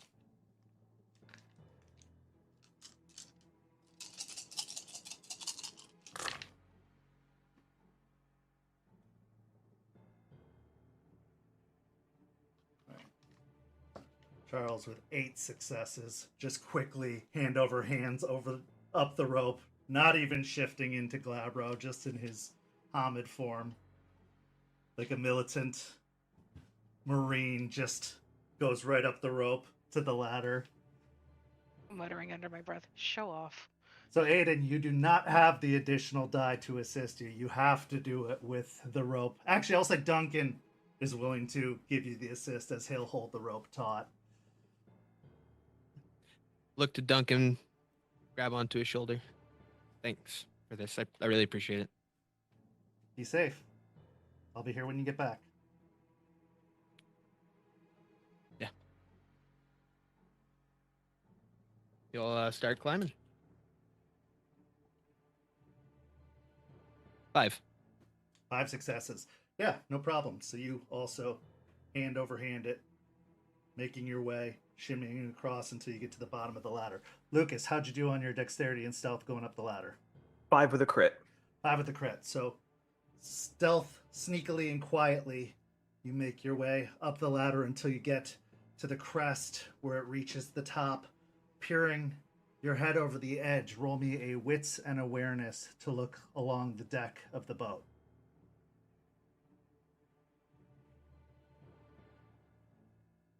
Four successes. Okay, so as you get to the top, looking over the edge, spotting across the deck of the boat, you do see the smokestacks that were mentioned in the original description of the boat by Rat.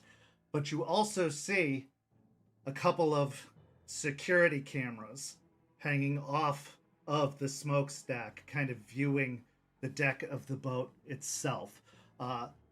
Midway down the deck, as you are kind of further towards the back end of the boat, you do see kind of a galley, a staircase that leads down into the boat. Also towards the front, you do see a cabin house kind of heading into more of the, I don't know boat terminology, but I guess what you'd call the cockpit of the boat.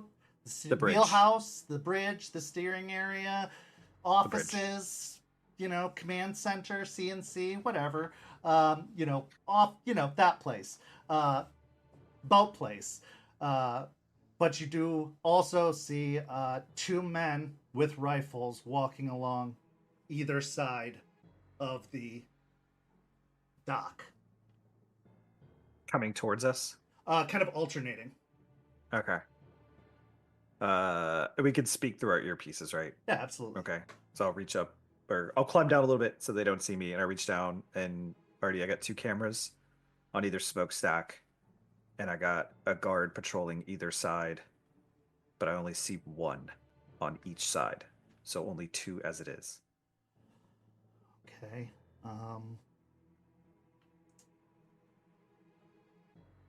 Can't really do anything about the cameras from here. That's why I need to get to the radio center. If I can get up on the cameras, I can do something about it. I have to make physical contact. What I did with the radios was temporary at best. Yeah. If you can sneak aboard, you can probably avoid view long enough to maybe get rid of the guards. If I can get a good eye on the cameras, I can see where the blind spots are.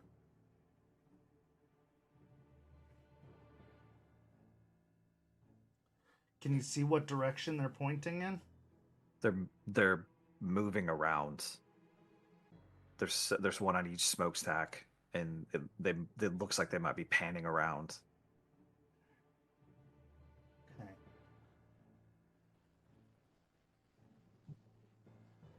That's not great. All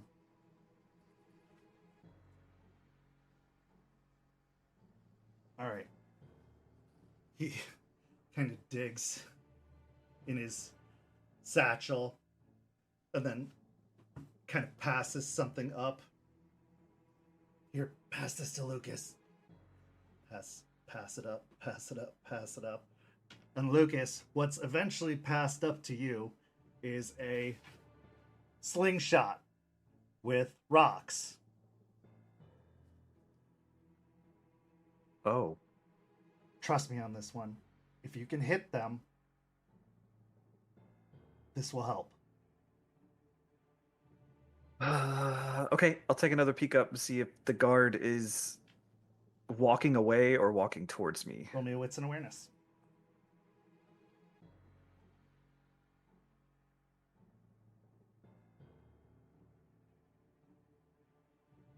Four successes.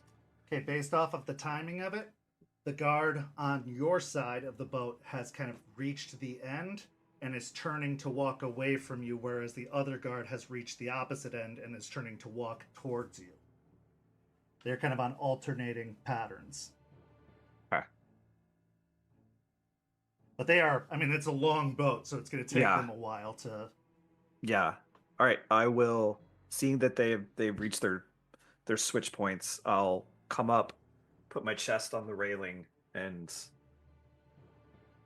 try to take a shot with the slingshot. Okay, give me a dexterity and firearms. Or wits and firearms. I'll give you either one. Let's go with wits. I like wits. Okay.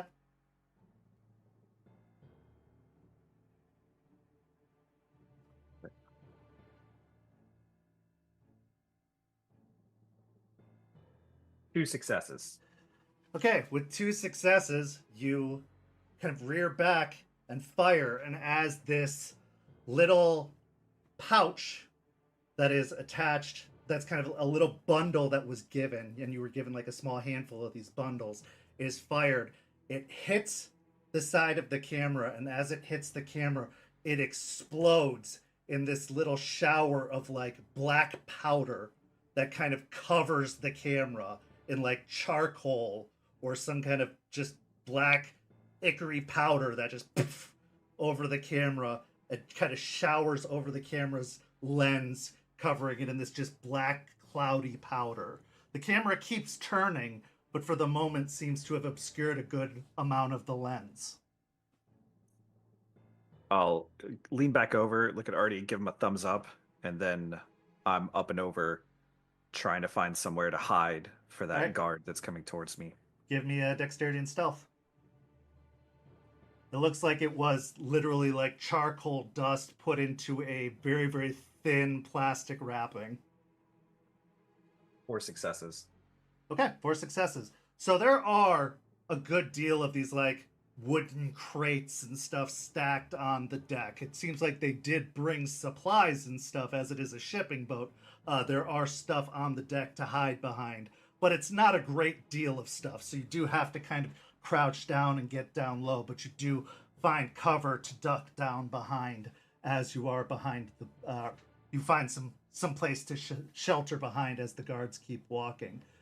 What are the rest of you doing as you're hanging off the side of this large ship, which is still bobbing kind of on the side of the water, and the wind is loud, it is strong, and it is cold?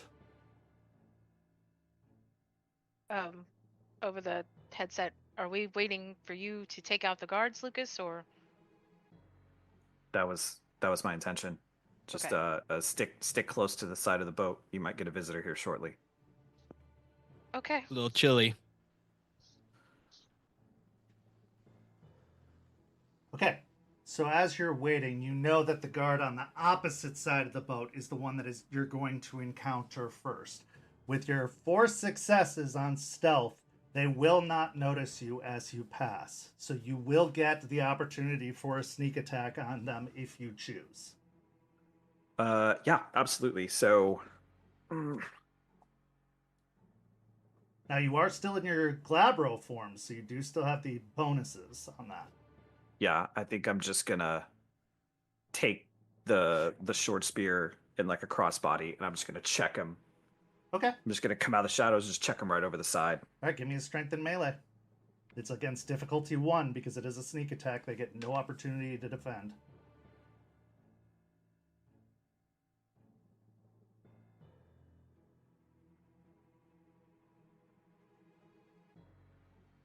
Six. Okay. So as you kind of pop out, hitting them over the side, they let out a scream, of course, because who wouldn't, getting shoved out the side, and their gun goes off as they go off the side. At this point, down at the other side of the boat, you hear, "What the hell?" And then a few minutes later, a klaxon starts to go off.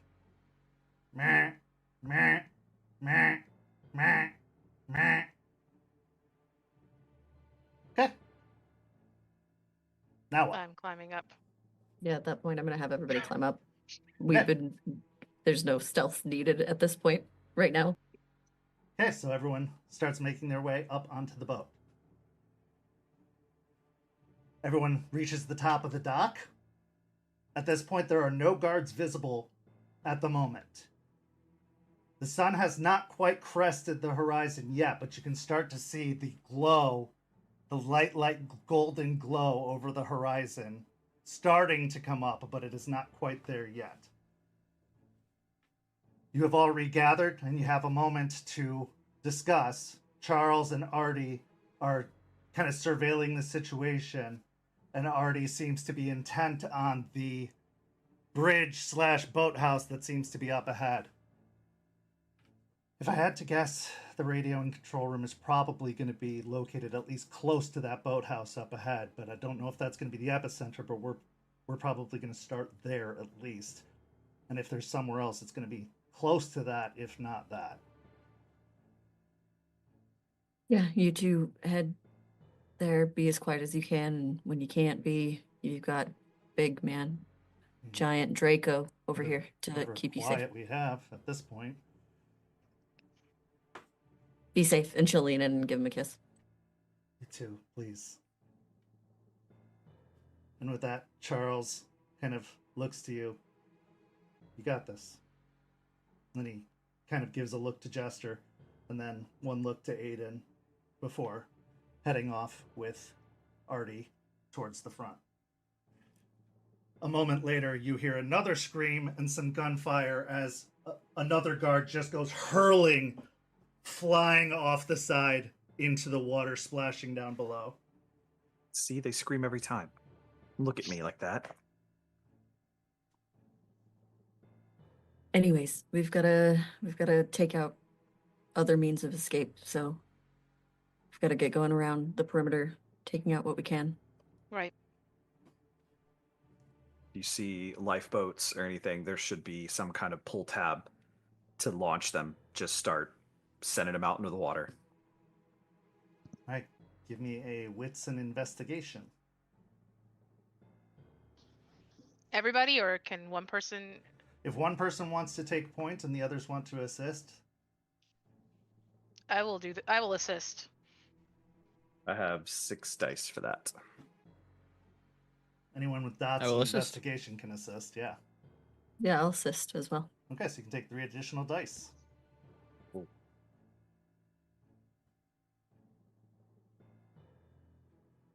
5 successes.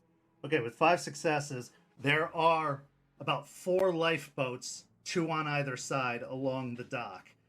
With a simple pull of a crank, you can send them dropping down off the side of the boat into the water.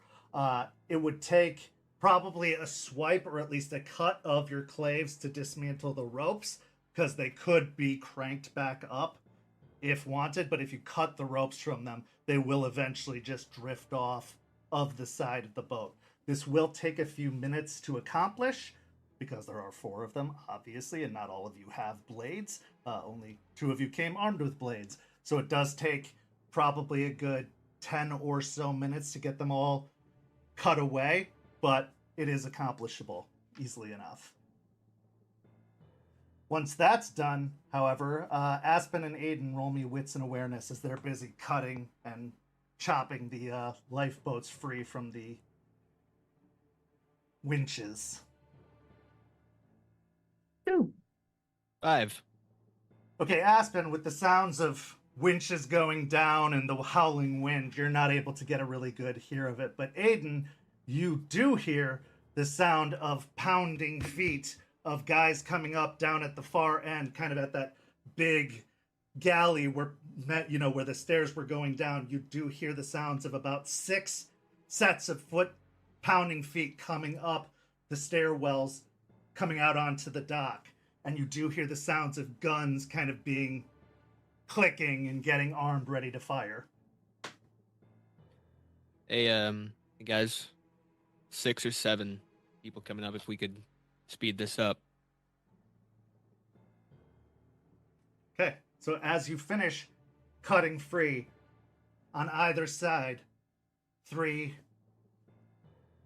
guards on either side, armed with various munitions, I would say 2 with rifles, 4 with pistols, take up stances ready to fire on you. They are, I would say, probably at least a good 20 or so yards away from where you're positioned currently, preparing to fire on you. Declare your intentions. But since he was able to alert you all to it, there is no sneak attack on their behalf. And they're both coming around each side. Is what you were Yeah, they saying? spread out. There's 3 on either side. So since they had to split up to cut the boats, I would say you are split up 2 and 2 on either side. Is there? If I want to get like halfway to them to like be able to get to them next round, is there anything I could duck behind like halfway there? Yeah, I would say you can probably get cover behind boxes if you want to take a defensive maneuver. If you want to take an offensive maneuver, you can. But I would say that there is going to be a negative to your attack because they are going to get a shot off before you reach them. Like they're going to have more opportunity to hit you before you reach them. Right.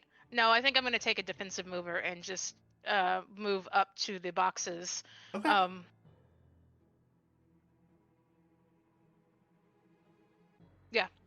Okay. So how do we want to divide up? Who would be with who? If Lucas and Jester are one-on-one on each side, who would be with who on each side? Assuming that Yeah. the two of you also divided on each side. I would look at Aiden and just bob my head towards Jester, and I'll start going the opposite direction with Lucas. Okay. So currently everybody is in their Glabro forms still. I assume nobody shifted out of their forms, maintaining Glabro I was not in forms. Glabro. Oh, right. Aiden, you were still in Hamid. So Aiden's still in Hamid. Everyone else is in Glabro on their two positions. Everyone declare their intentions. Jester, you were going to take a defensive as you were advancing. Aiden, what would you like to do?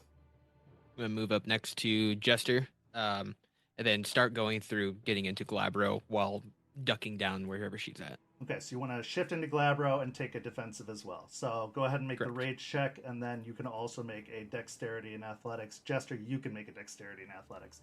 Aspen, what's your intention? Knowing that Lucas can tend to be more like sneaky and get up behind people and stuff, she's just gonna go full tilt into one of them to just try and keep attention on her. Okay. So go ahead and make me a strength and brawl then. If you're going full tilt at them, I will say it is at a -1 penalty as you are going into gunfire to do so. But yeah, you can make the attack. Lucas, what is your intention? No, Aspen's dead on. I'm gonna hit cover and try to find a route through the boxes that they can't see to try to stealth in and get closer to him. Okay. Give me let's make it a dexterity and stealth check. You can do it at your full pool. I got a crit with 4 successes on my dexterity and athletics. Okay. Regular 4. Okay.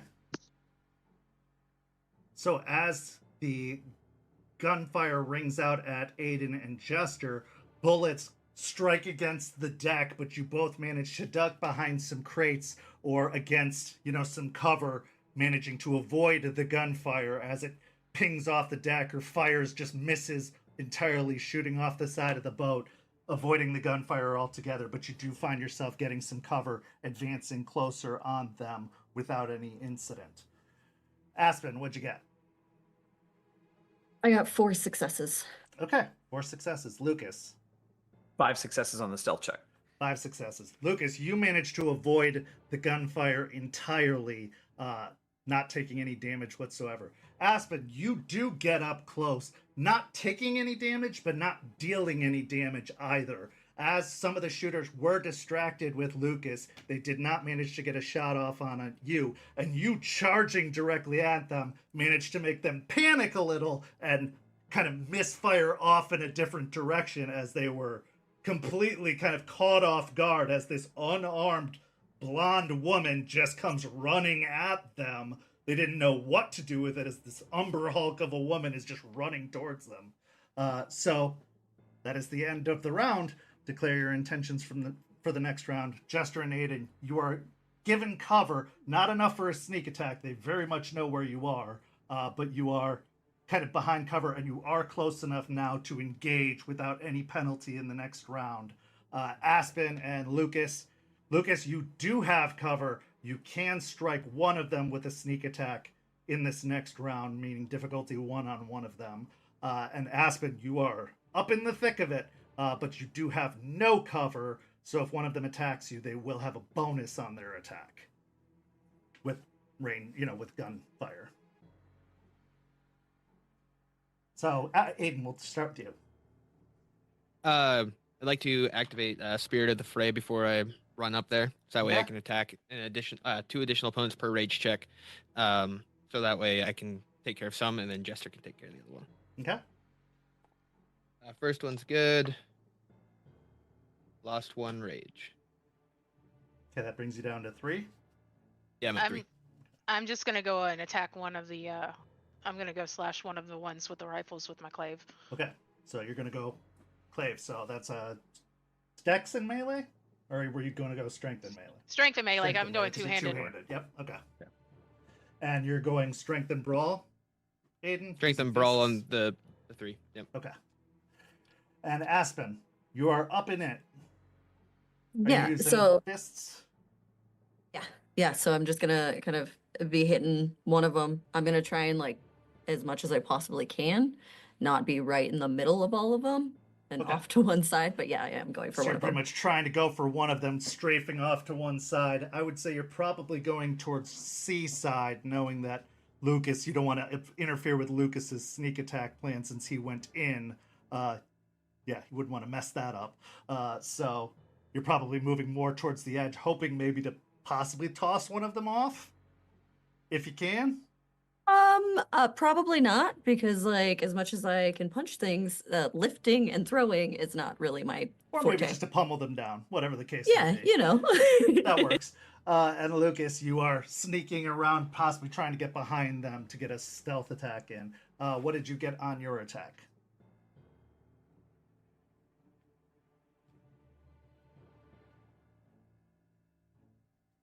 Seven successes. Okay.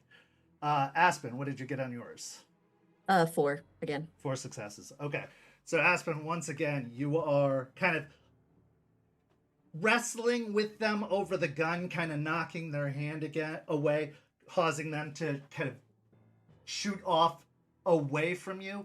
However, the one next to them does get a shot off on you. As you are in your Umber Hulky form, the damage isn't so bad as it could be. However, it is still 3 superficial damage, and that is already halved as it was point blank, bam, right up on you. So that's 3 superficial. Lucas, the one remaining one, is dead as you just step up behind, slick, drop them to the ground. Absolutely no issue. The sneak attack is completely successful. They were caught absolutely off guard and taken down. Jester and Aiden, how many successes did you get on the 3? So on the first one was 10 with a crit. Okay. The second one was a 5. The third one was a 6 with a brutal. Okay. And Jester, how many did you get? 12 with 2 crits. Okay. So, first one is knocked out completely cold as you just step up and cold cock him, knocking him completely out with the first punch. The second one you strafe across with a backhand, sending them reeling but not down. However, Jester following up with the clave takes them out entirely as they were knocked off balance, and the clave swipe did kill them. And then the third one, yeah, punched them in the solar plexus, and there was a terrible cracking sound, and now there is a horrible gasping, wheezing, gurgling as they hit the ground. It doesn't sound good, and they are probably out of this fight. Back to the other side. There are 2 still standing. The 3 on your guys' side are done. They are out of it, obviously. But there are 2 still standing on Lucas and Aspen's side. Third round, final round. Everybody declare your intentions with the 2 remaining guards. Can we make it over to the other side? You absolutely can, yeah. All right. You got this? Yeah, if you want to clean this up, I'll Yep. Okay. Mhm. rush over and take out the one closest to Aspen. Gonna try and rip that dude's head off. He shot her. So, Okay. not gonna do Spirit of the Fray for this one. Just running over to assist Aspen. Okay. All right. But So, yeah, Lucas. Oh, I'm gonna spin around my clave from the position I was in and then just slash at the other one's Okay. throat. Yeah, everybody just make your attacks. I'm pretty sure this is going to go quickly, but who knows? I'm- Maybe you'll fuck up bad enough. Jester. I'm finishing off the 2 unconscious one. Well, Okay. the wheezing dude and the unconscious dude, I'm killing them. It's a coup de grace situation. Yeah. There's no resistance here.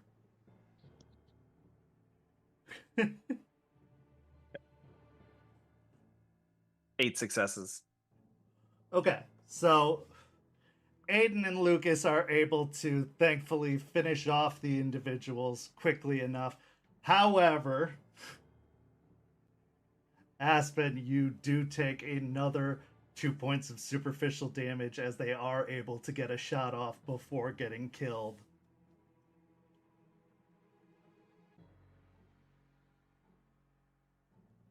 And if I am doing my math correctly, that does give you a full bar of superficial damage at the moment, putting you at impaired, which puts you at a -1 to all physical pools for the moment. Correct. Okay. All right. So, the deck is cleared. Everyone is dead. There are six dead bodies and 2 quickly dying bodies in the water.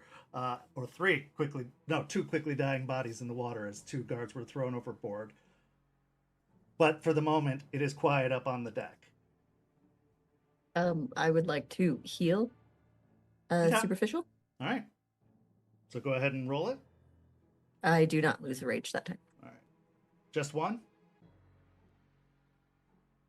Or are you going for more than one? I'll go for humble 2. We'll go for 2. And I didn't lose a rage on that one either. So All right. So taking you down to 3 superficial. Using the powers granted to you as a guru, you regenerate, causing the bullet wounds not to completely heal, but to close up slightly. Okay. As I said, the deck is quiet. There is the staircase which they emerged from leading down below. The doors now flung open, and you can see this cement staircase leading down. There are voices to be heard from down below, and based off of the noises of gunfire and screams from up above, nobody's too eager to come upstairs at the moment. quick point of order, like just, common sense intellectually, would there be any other boats and stuff that we would have to dispatch, get rid of? I would say yes, there are probably a couple more boats that weren't tied to the side, maybe some that are stored flipped up on the dock, because this is a rather large ship.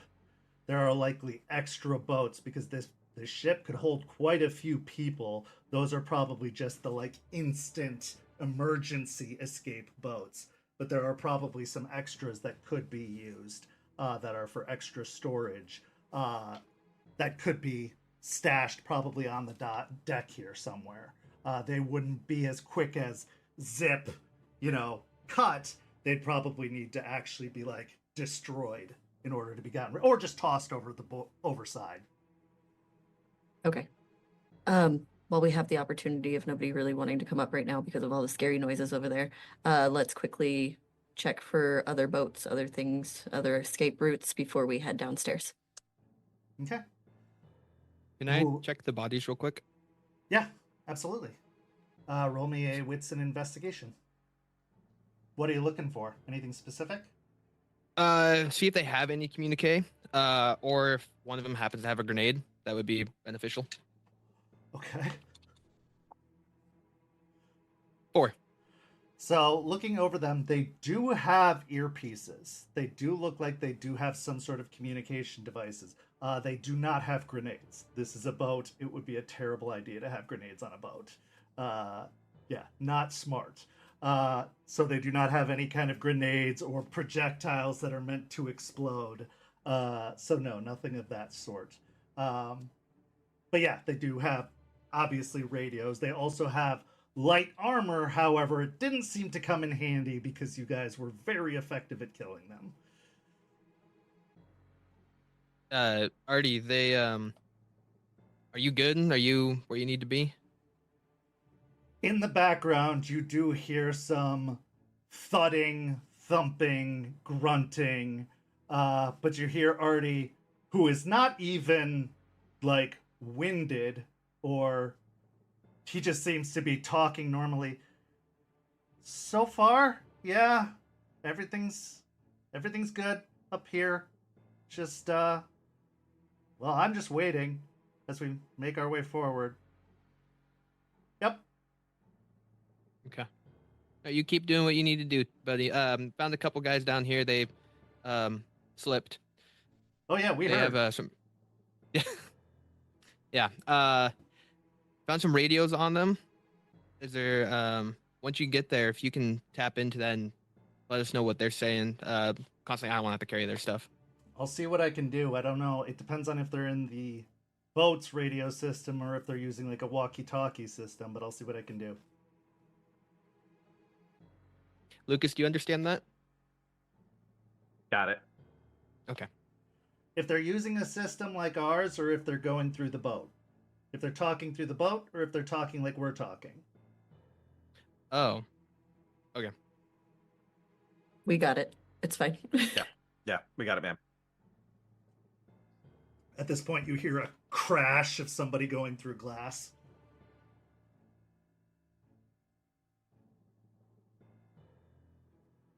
Okay. So, who wants to look for any potential boats that are still up on the deck? I will help Lucas. Yeah, I will help Lucas. Who wants to stay by the stairs in case they do get bold enough to come up? I got it. Why don't you roll me a manipulation and intimidation, Aiden, to keep them from coming up the stairs? You want to switch? Yep. Okay. Good idea.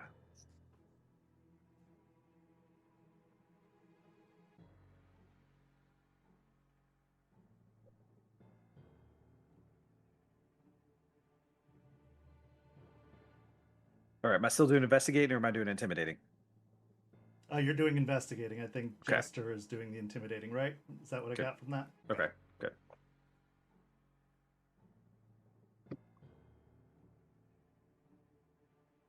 Not 5 rage yet.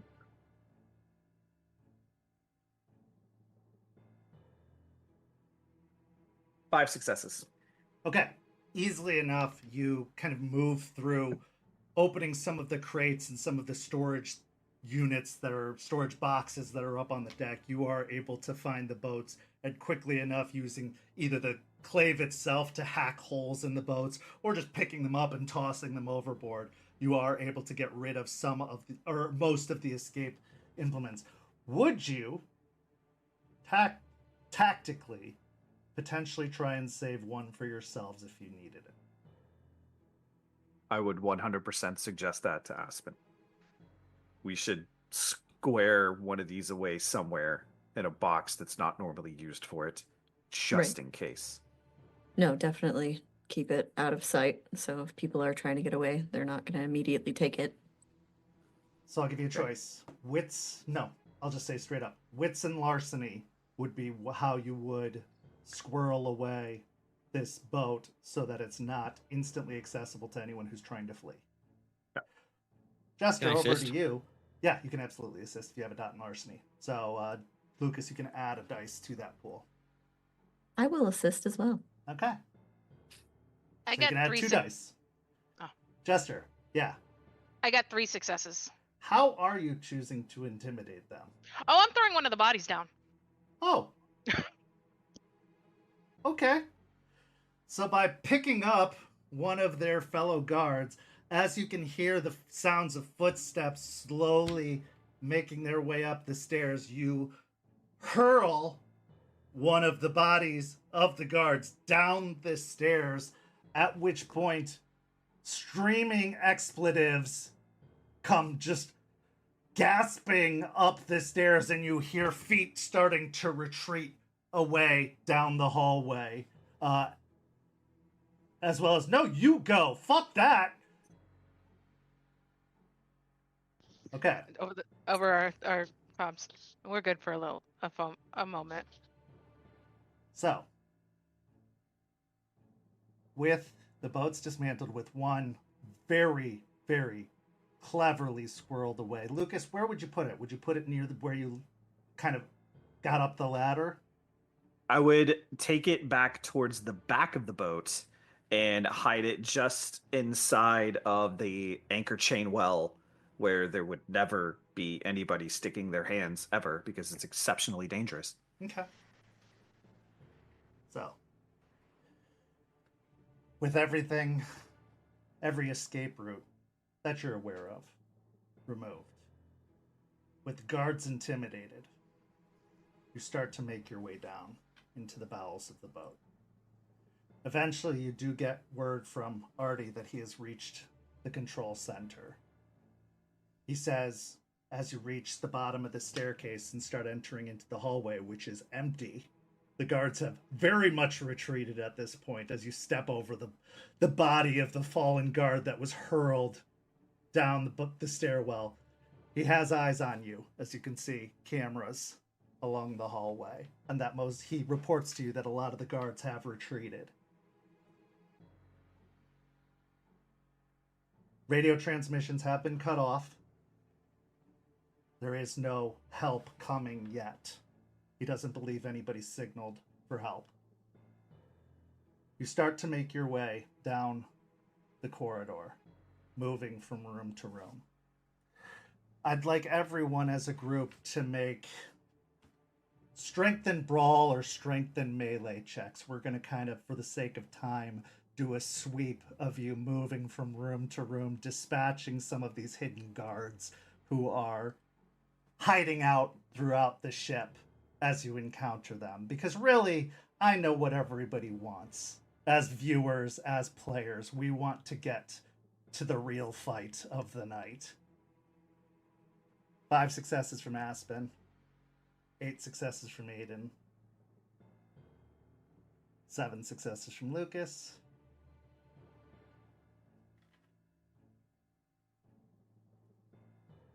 7 successes from Jester. Okay. Alright. Because of everyone's successes, nobody takes additional damage because of those fights. It is pretty brief. It is quick, moving from room to room. You are pummeling and destroying and easily dispatching of guards as you come across them in your path. Making your way down these corridors, Artie is signaling to you, room by room, where these guards are. Telling you they're hiding out in the kitchen. They're hiding out in the mess hall. Aspen, yes, go ahead. I would take this opportunity to try and heal 2 more of Okay, my go ahead. superficial.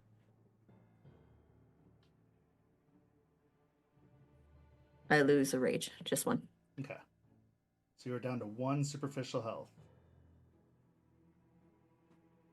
Eventually, you reach the end of the corridor, where there is 1 room remaining.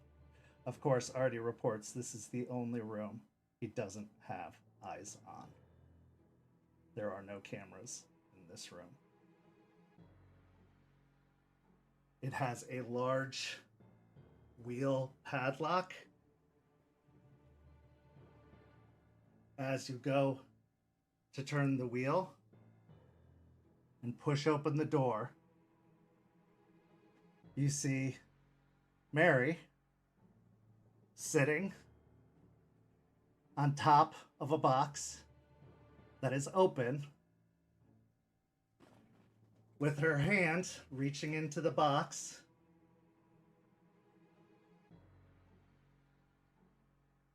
Hi. What's all this then? Are we itching for a fight?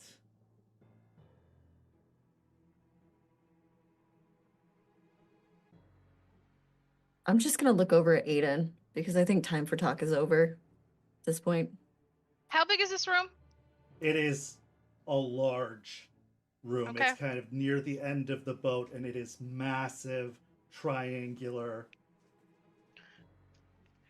As Aspen is looking over to Aiden, I'm shifting to Krynos. All right, then. And she pulls the stake out of Marius. And this is where we're going to take a 5-minute break. We'll be back in 5 minutes. See you shortly.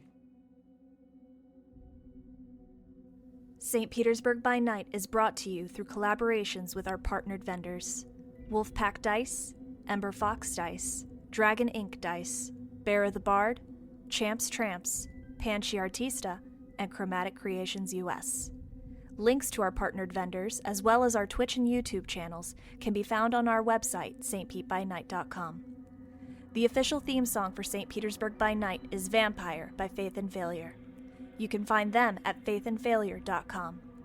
You can follow SPbN on all socials with the hashtag StPeteByNight. If you wish to support our program, you can do so at ko-fi.com/StPeteByNight to help keep the stories rolling. And we are back. In the first half, the plan was made. The plan was executed, or at least started to, and it was going pretty flawlessly as the pack boarded the ship, dispatched of the guards, and made their way towards the chamber of Bloody Mary. But when they arrived, Bloody Mary was waiting, and she was ready, and she was definitely not alone. But before we get to the fight, a little bit of context for those who don't know. The leader of the city of Tampa within the Camarilla, since its foundation, was Prince Marius, a Ventru of quite some age. And the way he's managed to maintain his position within the city of Tampa, his iron fist, his stranglehold over the city, is because when the beckoning came calling, he refused to leave. Because of his high generation, his age, the beckoning definitely tried to take him eastward, but he refused the beckoning's call. And as elders do, one of the ways he discovered to ignore that beckoning was through the practice of diablerie. But in doing so, he lost himself. He lost his humanity. And the more and more his grip on reality, his grip on humanity slipped, the more and more the beast consumed him. The more and more he gave in to his more feral desires, something that Guru might know a little bit about. Well, eventually, as all kindred know, when the beast becomes too much, when all humanity is lost, vampires become something else. Something much worse. Much more dangerous. So as our Guru stand in Bloody Mary's chambers at the end of this ship, as she removes the stake from this young, swarthy man with long, dark hair, what sits up isn't the Prince of Tampa, though he may retain that title officially. What sits up, or more, scrambles out, is a wight. A feral, bestial, carnally visceral creature bent on only one thing: destruction and decimation. It is the most powerful form a vampire can take, but it will not be leashed, it will not be contained, and it will attack anything it sees. Unfortunately, the first thing it sees is the pack.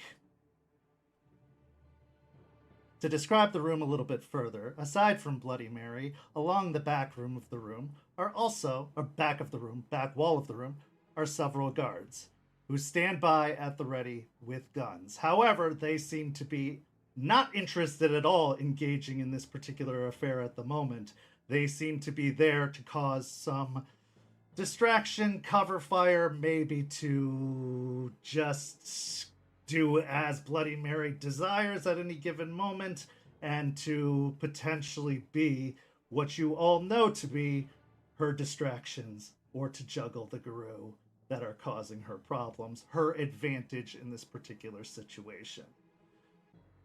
Because of your entry, I will give you, our pack, the opportunity to take one action, a shift, a change, anything, before we make our first round of combat, so that you do not incur any penalties on the first round, as she did take her first action, removing the stake from Marius. Jester, you did choose to take that action to make the shift into Krynos. You made your rolls. Tell the result of those rolls. I have succeeded on both my rage checks, so I will shift into Krynos and have my clave held both hands. Okay. Aiden, what action would you like to take? Also going Krynos. I'm good on both. Okay. Aspen. Krynos as well, and I'm good on both. Okay. Lucas. Going Krynos and good on both for me too. Okay. Now I do allow the Krynos werewolves to maintain hold of their claves.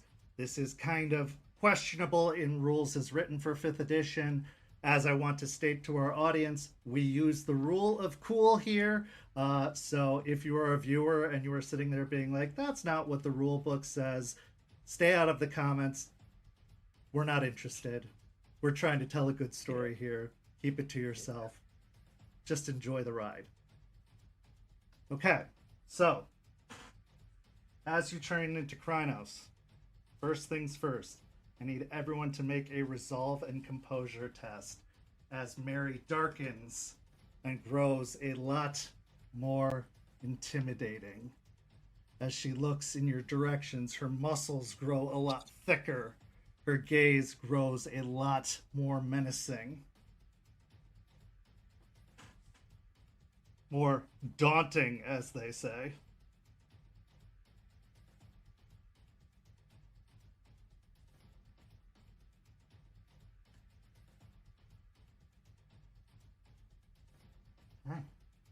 All right.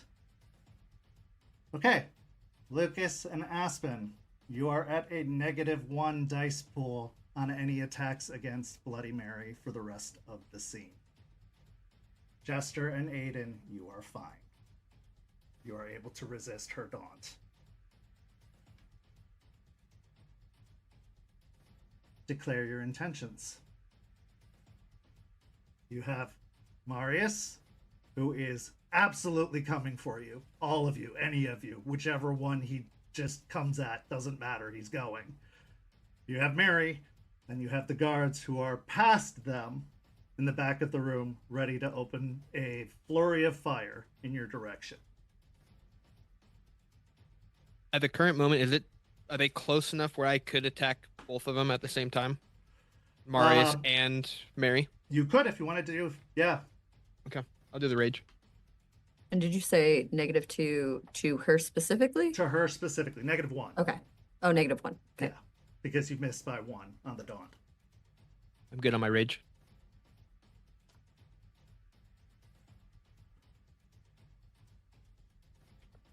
I'm gonna just go in for Mary. I'll take the opportunity, like when he strikes at Marius, to move around and like go at Mary, but I want to make sure that I'm like I'm moving when he's moving, so that he's striking Marius, but at the same time when he goes to strike Mary, I'm gonna be striking close to the same time, Okay. so that we're not. And I'm gonna move around so like I'm striking from a different position than he is. Okay. Kind of like the bear thing. Yeah. Different angles. I would like to go towards Marius and try to attack him in Krynos. Even though he is a white, does he still count as a vampire? Yes? 100%. Okay. Absolutely. He is a vampire for sure. I am also going to go after Marius for my full action. As a minor action, I am going to activate the Icy Chill of Despair. Okay. Also, as a minor action, I'm gonna activate That's Raging Strike. Okay. I go down 1 rage.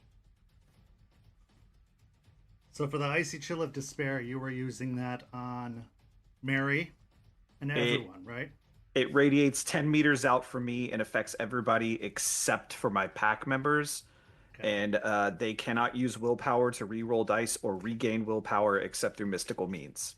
Okay. Do they have a resistance roll? It does not give one at all. It just has my rage check. Well, that And I gain a doesn't seem glory right. bonus. I gain a glory bonus on intimidation, but that's not really. There's gotta be a resistance. That can't be. It's page 176. Yeah.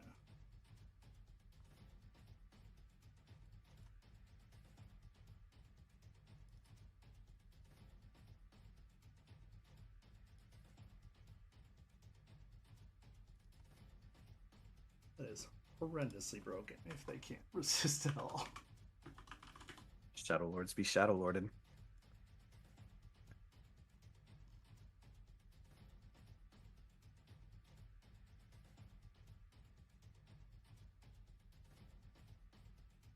Oh, okay.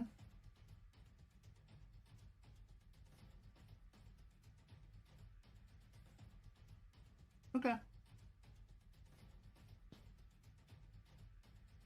Well, I guess Kindred don't really regain willpower, so it's not really a big deal for them. I'm going to spend a willpower. Okay. Yeah. So.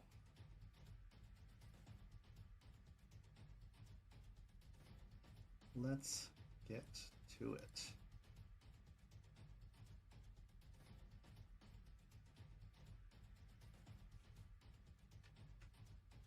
We will start with Aiden. What did you The get? attack on Marius was 8. Okay. Then launching towards Mary was 9 with a crit. Okay.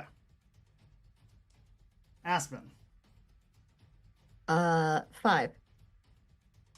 Okay. And you were going for Marius? Yes.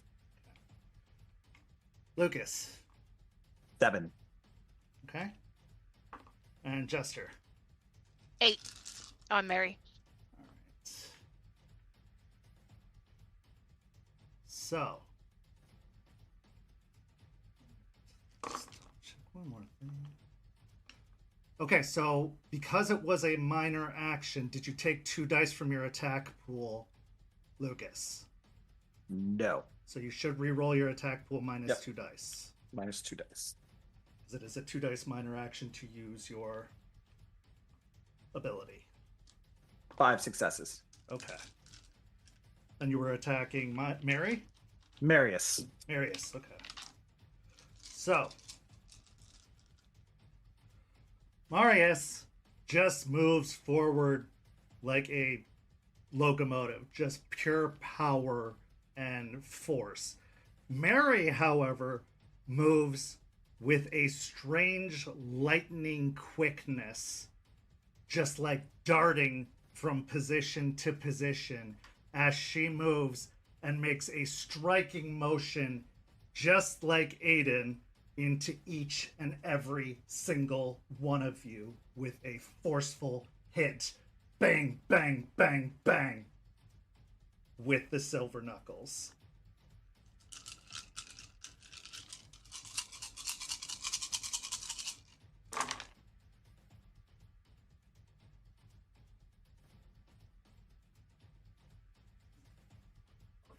Okay.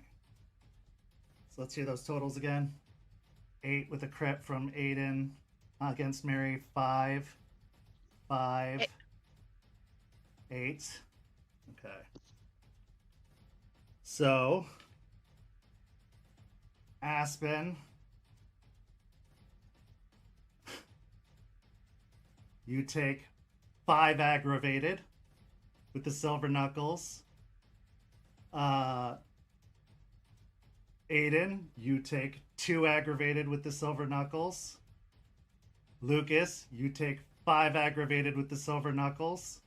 And Jester, you take 2 aggravated with the silver knuckles as she just bang, bang, bang, bang, bang, using potence, just smashes each and every one of you with the silver knuckles with one rapid hit. Bang, bang, bang, bang, bang. So.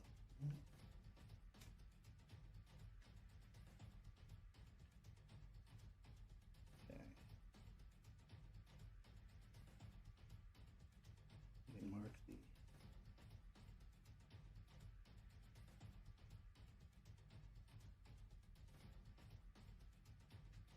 She got a double crit on her roll. Love that. Love that for her. Yeah. Okay, so, but how many successes did you get against Marius, Aiden? 8. 8. Jester, how many against Marius? Or you didn't go against Marius, you just went against Mary. Aspen, how many did you get against Marius? 5. Okay, and Lucas against Marius, 5. Okay. So, against Marius, Aspen, you tied. So he did not do any damage against you. Lucas, you did manage to also tie with Marius. So you guys have him kind of locked up as he is gnarling and kind of clawing at both of you, trying to snap his teeth in both of your direction. But because you were both teaming up on him, he had to split his pool against both of you. So he is just kind of trying to push forward against both of you, but having no success. As Aiden and Jester, you both tried to strike, your weapons, as they hit Mary, just clanked off of her as if they were hitting against rock, against her body. Just bing! Like it sounded like it was cracking against stone. Or your fist or claws were scraping against stone. Next round, declare your intentions. And Mary is back at the box again with that little bit of distance between you. And her knuckles just up, a little sizzle coming off of them. Is it just one set? Does she have the one set of knuckles? One on each Or is it hand. on both hands? Yeah. Okay.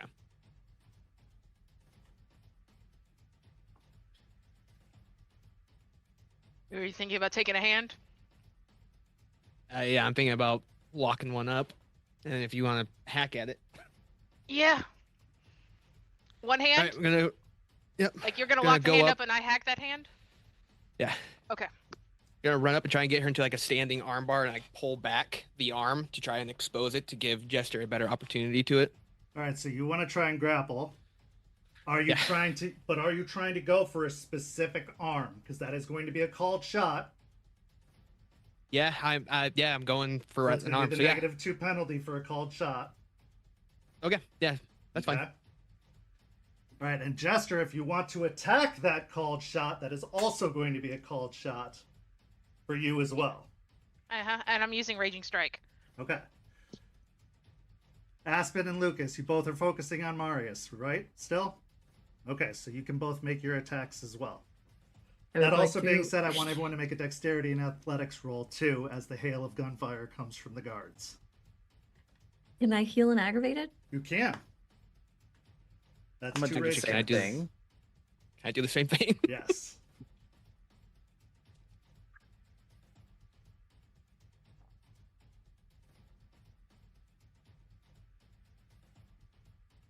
All right. My rage is good. Okay, so Lucas, you're down to 4 aggravated if I'm counting right. Yes. Rage is good. Okay. My rage is Aiden, good for you're at Raging 1 Strike. ag.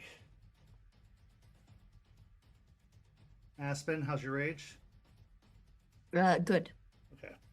So have you are at 2 4 rage. ag and 1 superficial if I'm counting correctly. Yes, sir. Okay.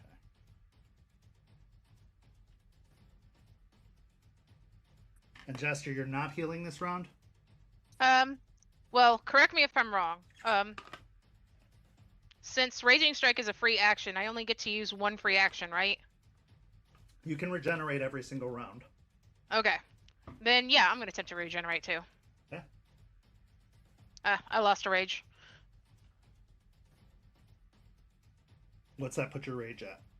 I'm at 2. Okay. 4 Oh, for that actually- dex and athletics. No. We all gained a rage because we took damage last round. That is true. Good memory.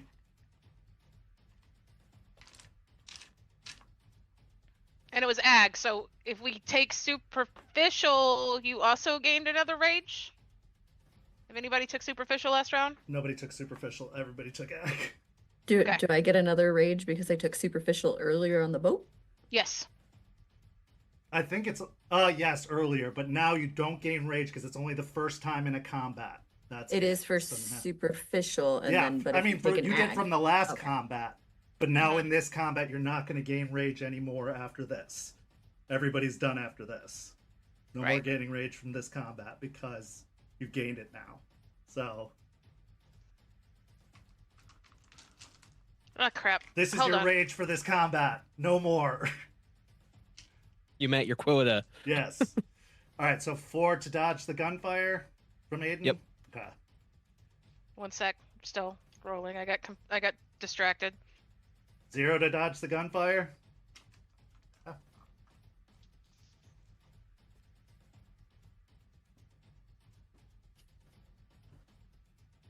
5 to dodge the gunfire for me. Okay. So, Aspen, as the only one unable to dodge the hail of bullets from the guards, you are going to take an additional 3 superficial damage, which I believe puts you at impaired in your Krynos form currently. Not yet. Not quite. Because I You're healed at an 8. ag. Yeah, you're at 8. Yeah. Okay, you're at 5 ag or 4 ag, 4 superficial. Yes, you're Yes. 1 away from being. Okay, hooray! So we'll start with the Mary group, as we are separated into 2 groups right now. Aiden and Jester, what are your attacks on Mary? Going for that standing armbar for that grapple. Going to take the dice penalties for it. Yeah. 1 sec.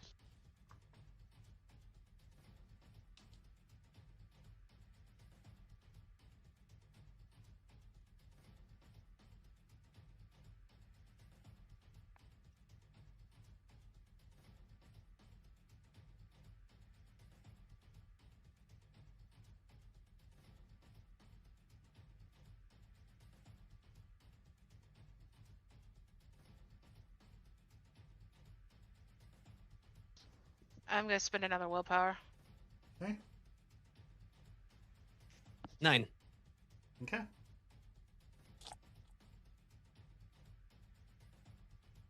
Nothing special about it, just a regular one. I got 8 again. Okay. So, Aiden, you are able to grab her. You are able to extend her arm out. Jester is able to slice down, but her skin is too tough for her to successfully hack the arm off. It does cut. It does do damage. She does go, "Ya fuckers!"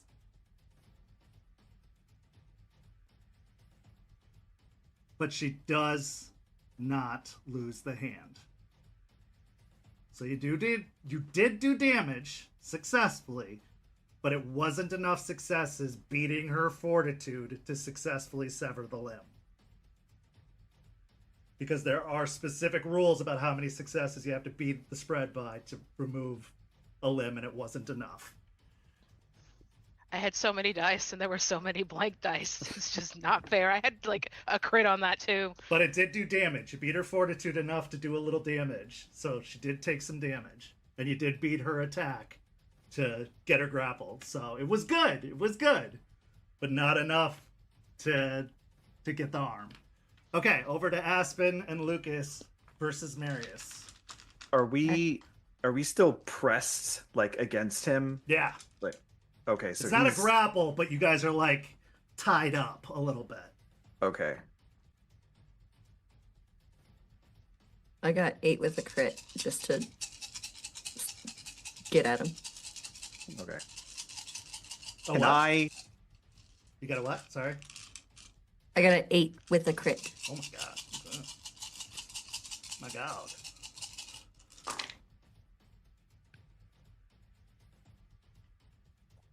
You win some, you lose some, you know.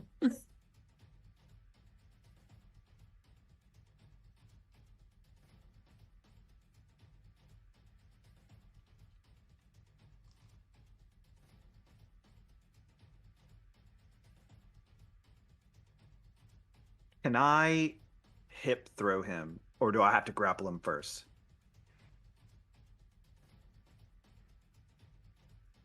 I will. If you I don't want to wanna make a dexterity and brawl check, I will say you don't need to grapple. However, I will say it will not do damage, but it will get him away from you. Like, are you trying to get him past you, like out of the room potentially, or what's your goal here? I was trying to if I've got my short spear up and he's kind of pressing against it, I wanted to step into him and step sideways and kind of hip throw him onto the ground, and then follow up with the other end of the spear, or have Aspen come at him with a stake. Okay. I will say if you are able to successfully hip throw him, you will not do damage, but you will have him prone, which will take dice away from him next round. Okay. That's dexterity and brawl? Yeah. Okay.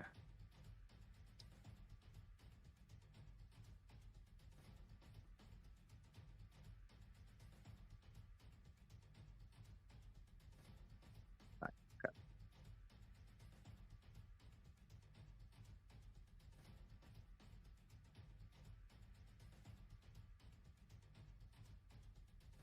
8 successes with a crit. Okay. So,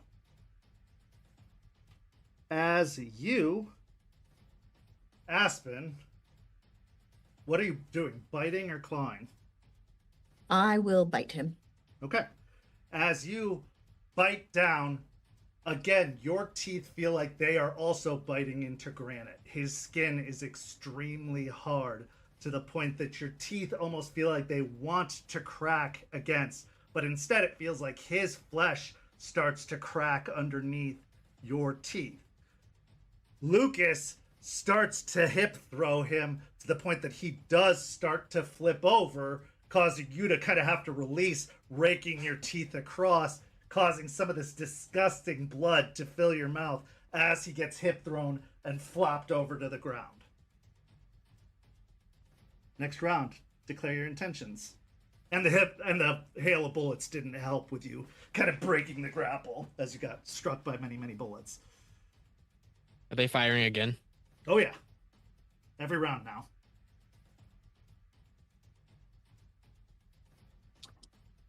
I'm going to regenerate. I lose 1 rage. Another 4 to dodge, Kent. Okay.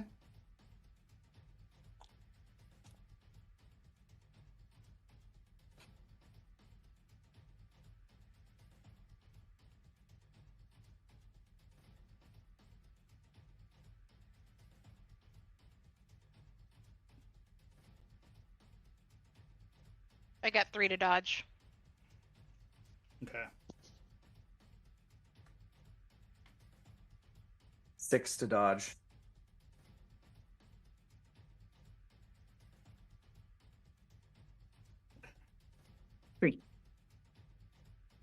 All right. And I regenerated one of my ag, and I lost a rage.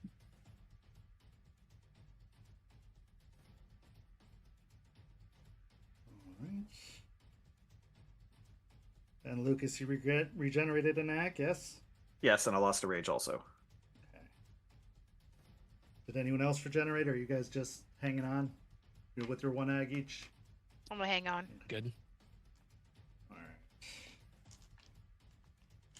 Okay, declare your intentions. We can try to get this arm done. Is he still grappling her? That's the question. He is. The grapple's still locked in, technically, yeah. I'm gonna try to swing before she breaks loose. While she's swinging, I'll look over to the bunch of people who keep shooting. Is it possible to, as she swings and lands, drop my feet down and then fling Mary into her own guards? I don't see why not. Okay. Do you want strength and brawl, or what? Is that what you'd want for that roll? I would Athletics? say strength and athletics if you're trying to projectile hurl her. Okay. Although, you know what? No, it'd probably be strength and brawl because it is like a judo throw if you're trying to like chuck her kind of as, yeah. Okay. From a grapple. It's probably like a strength and brawl thing. It's not Yeah, you like got a it. weapon. I am Raging Strike too, and I made my Okay. rage check.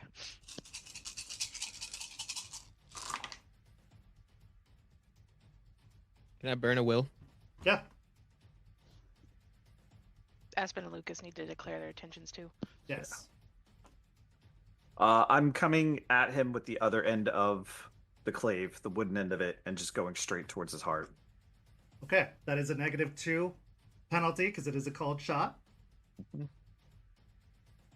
So with him on the ground, is there any way that I could kind of get out of his grasp and get to Lucas? How so? What do you want to do with Lucas? So what I want to do is Mother's Touch. Yeah. Yeah, you can do Okay. that. Yeah. You But I guys wanna were, make sure that I'm side by not- side with him. In fact, he probably threw him away from you. So you're probably right next to Lucas and just go, Right. I just don't want him to like grab onto no. me or, Yeah. or I would say do he's something. probably out of your reach at this point. You would have to move to get to Marius, I think. However, you are not doing any damage this round, so you would have to take the penalty. Let's resolve the gunfire, though. Anybody who got 3 successes takes the superficial damage from the gunfire. Everyone else is fine who got more than 4. 4 or more. 4 or more? Yeah. Okay. So I think Jester and Aspen both took a superficial, yes? I'm going to spend a willpower. Okay. So Aiden and Jester. Aiden, what'd you get on your grapple? What'd you get on your roll? 11 with a crit. Okay. I'm gonna spend a willpower too.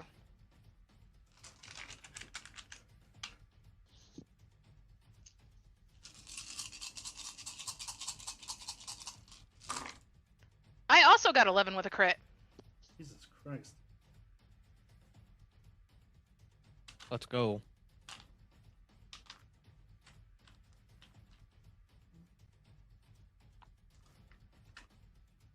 You did the -2 for the called shot again because you're trying to get that same spot, right? Yeah.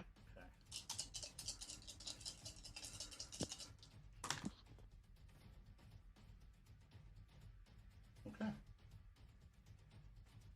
So, starting with resolving the Mary part.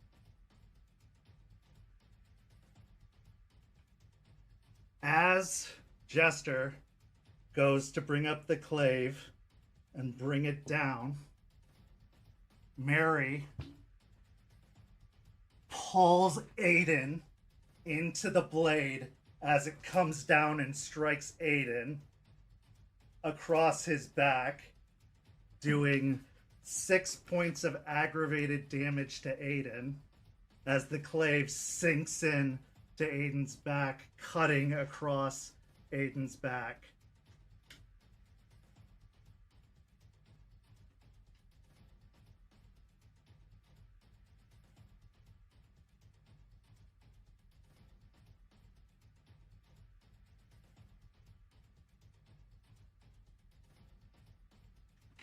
So she just yanked him forward, keeping the grapple up, but beating the grapple roll. She just pulled him in, causing the called shot to miss and striking him instead.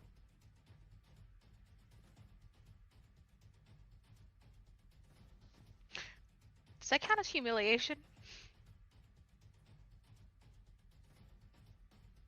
I don't know.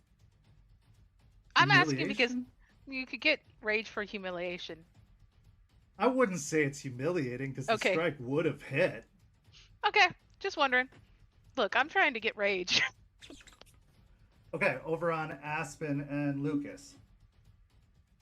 Oh, go ahead. Real quick, just so I can do that before. I rolled 4. So what is your rage at? 4. Okay. Well then, I don't know if you have any superficial, but No. okay, then it doesn't do anything. Okay, so what'd you get, Lucas, on your attack? 9 with a crit. Holy shit. I re-rolled. Spent that willpower with crit fishing. So, you did jam the stake in. It is not enough to stake him because he has 5 fortitude. So it does stake, like it does stab into his chest, but it doesn't pierce the heart enough to like torpor him.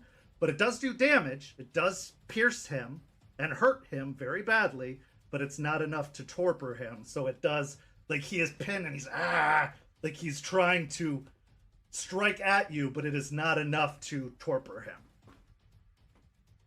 Okay. I would also like to say that doing my mother's touch is a willpower. So if you're tracking that as well. Oh, okay. Yeah.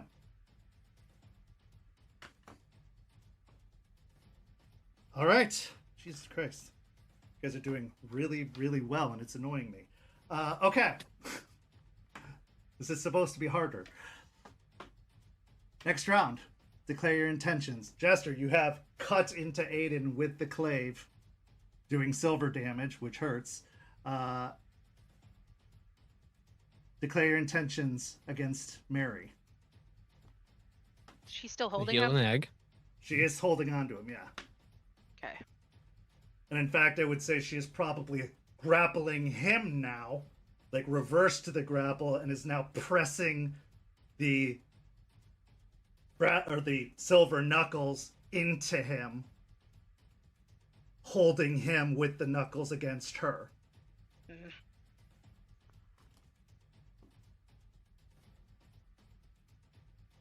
Would I be able to heal an egg while that's going on? You would, but you're just going to take more. Well, I want to try and balance then. Okay, I'll give it a shot. All right, we're good.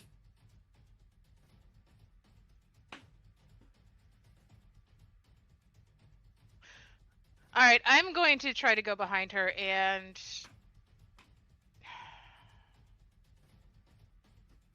I'm going for a kick instead of using my clave because I don't want her to use. She's going to use Aiden's shield. Hopefully, Aiden will try to break free. Actually, can I assist Aiden in breaking free? Sure, you want to give him additional dice in his attempt to break free? Yeah. Okay. I'd say yeah. All right, that's what I'm going to do. Okay. Cool. To get out of it, strength and brawl. Yep. +1. Yeah.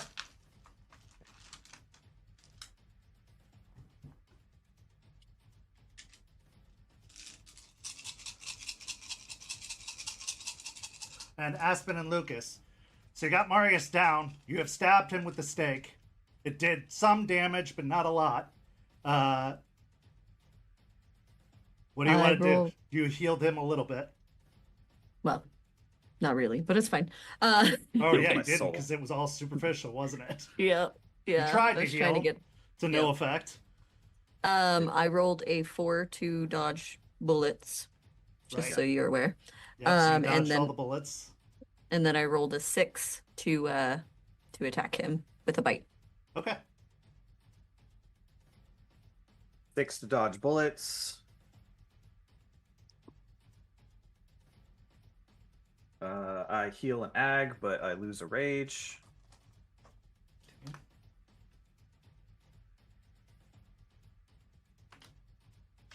And I'm just gonna keep pushing with everything that I have. Okay, so you're gonna keep trying to jam the stake in. Just Okay. I also healed an ag and lost a rage. I don't know Okay. if I said that. So 4 to dodge. 4 to dodge. Okay. 7 to dodge. Okay. So I Aiden. got 8. Yeah. I got 8 to try and break free from her. All right.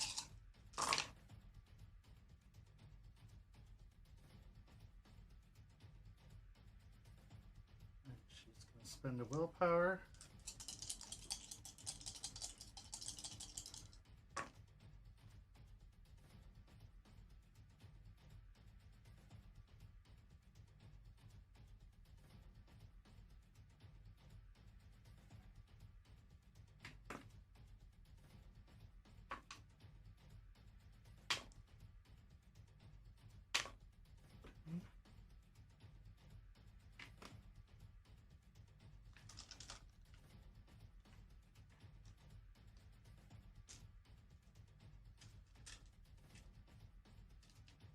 Jester, Lucas, and Aspen, I need you to make dexterity and athletics checks. Aspen and Lucas at a -2.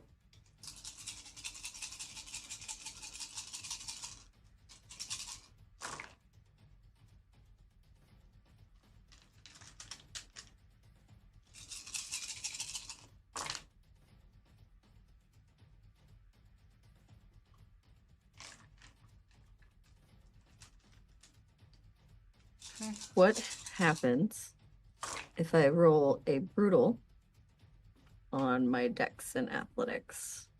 Not good things.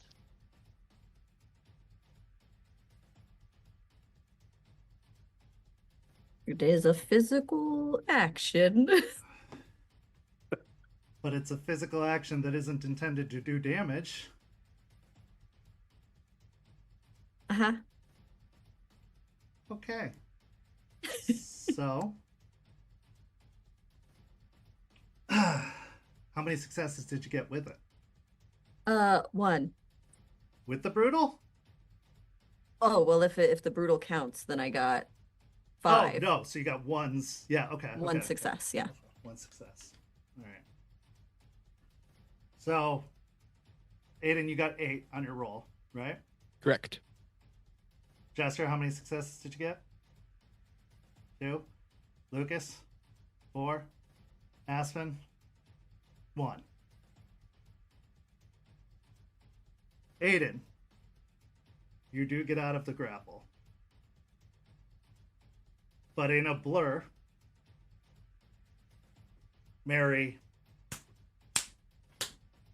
strikes everyone. Aspen, unfortunately, goes out the side of the boat through the bulkhead as she is slammed fist full through the side of the boat, through the metal, out the bulkhead, and down into the water. Mary going with her through the bulkhead as she's like tackled out the side of the boat into the water down below. Aspen, you take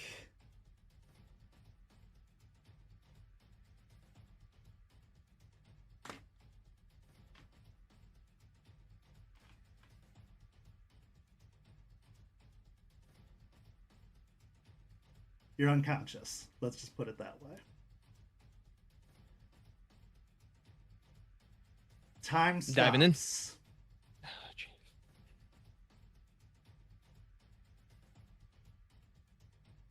Aiden, you are standing in the ship. The room is frozen. The white wolf stands in the center of the room.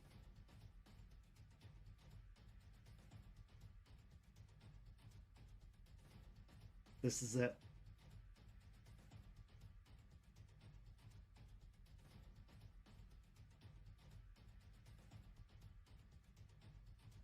It's now or never.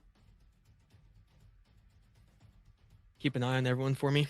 I'm gonna run out the hole and dive in. As time starts, Jester, you take 6 ag.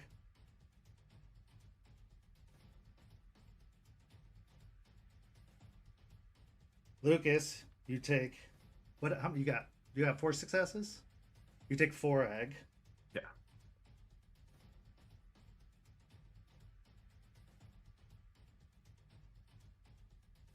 Okay. And Aspen, you've shifted back into human form, dropping into the water, everything going dark.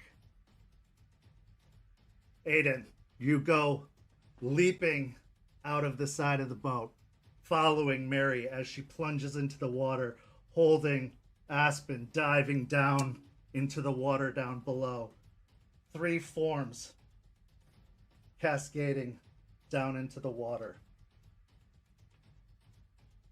The water splashes as you sink into the abyss in your wolf form. You do manage to catch up into Mary.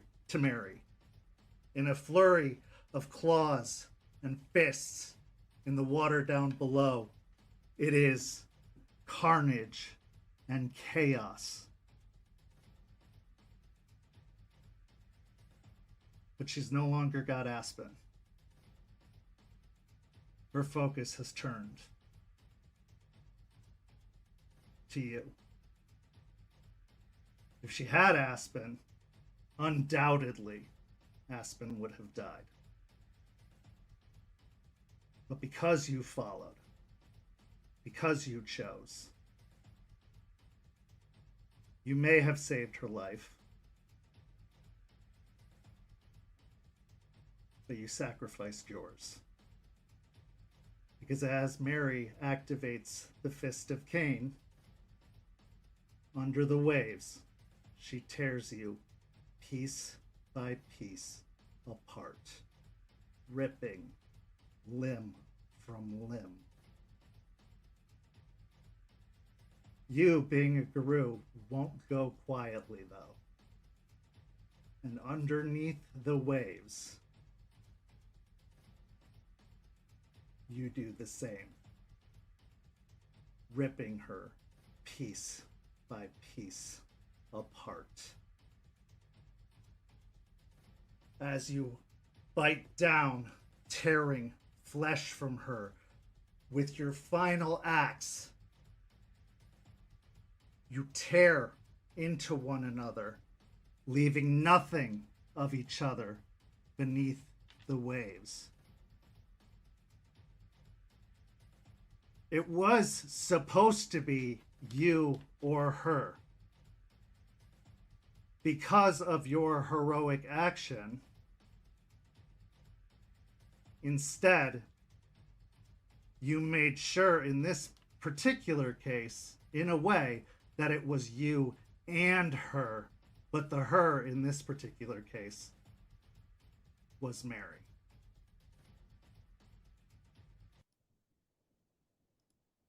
Back on board the ship, Lucas and Jester. Lucas, you do manage to drive the stake deep into the heart of Marius. Without Mary there to cause the distraction anymore, you drive the stake into his heart. Jester, without Mary to stand in your way, you are able to turn your attention on the gunmen, who are not able to do anything about your fury or your fight, cutting them piece from piece from piece. You are able to dispatch of all the gunmen. Aspen, your body is fished out of the water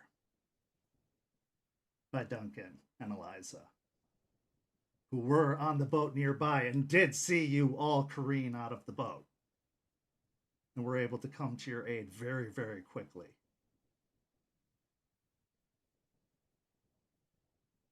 With a mother's touch from Eliza, you are restored to consciousness, but you are very, very badly hurt, to the point that physical actions at this moment would probably be near impossible, as she can only do so much.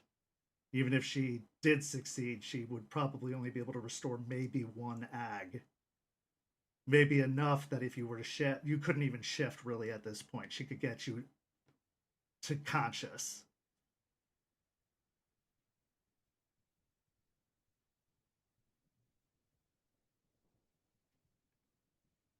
Eventually, everyone is brought back together.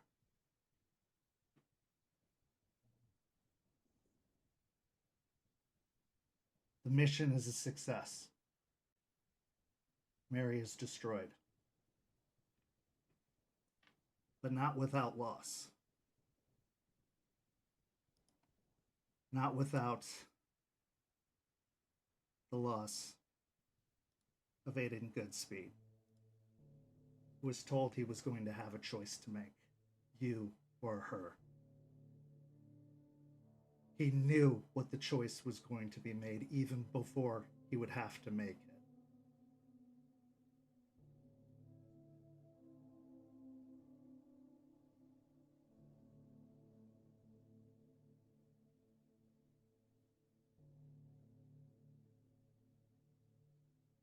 As you were brought back to consciousness, Aspen, on the boat, Jester, Lucas, you're on the boat with her. Eliza has kneeled over her form. She is soaking wet, but she's covered in blankets. You can see that she is beat all to hell.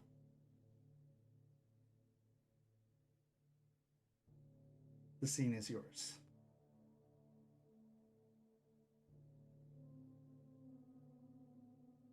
Hey, Hey.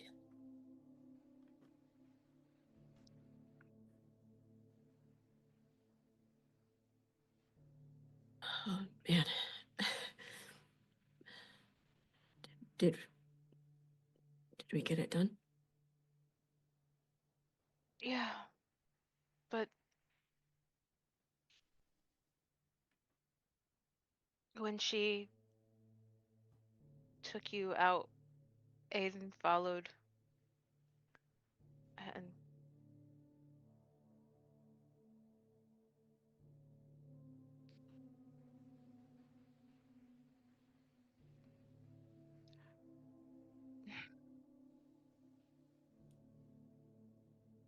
Artie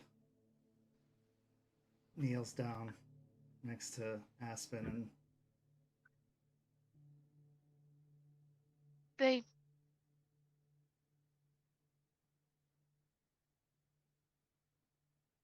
he sacrificed his life to kill her.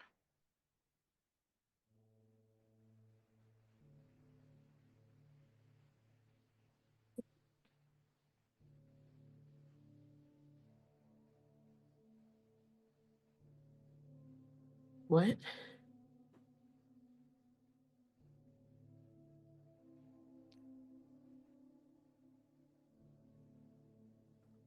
they fought beneath the water. We circled over to check, and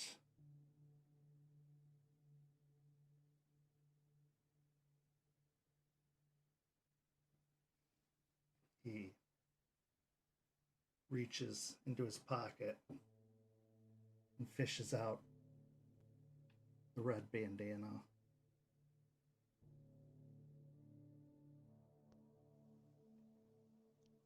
He's gone.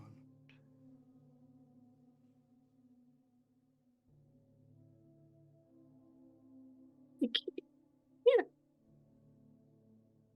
I'm so sorry. She's gone too. We're sure of it. But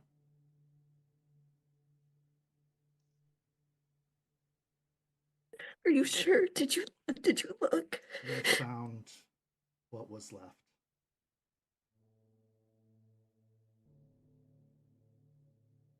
It's safe, and it's going to be taken somewhere to be taken care of, but it's not for you to see right now. You don't want to see it.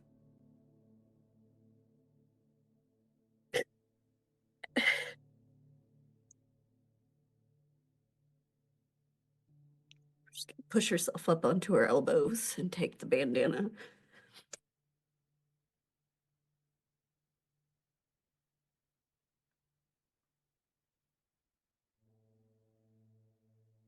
And she's gonna try her best. She's absolutely gonna try her best to get up. Oh, no. No, I'll kneel beside her. You're really hurt. You should lay and rest right now. You would have died. You would have died. So he died instead.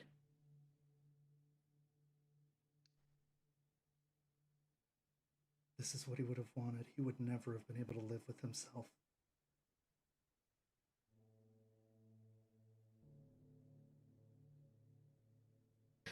A life for a life, that's the cost. That makes it okay. No, of course not. This doesn't have to be okay. It's not okay.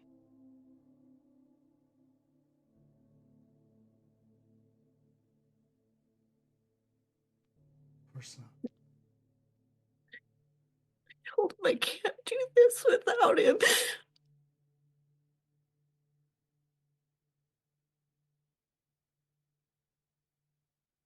He knew that.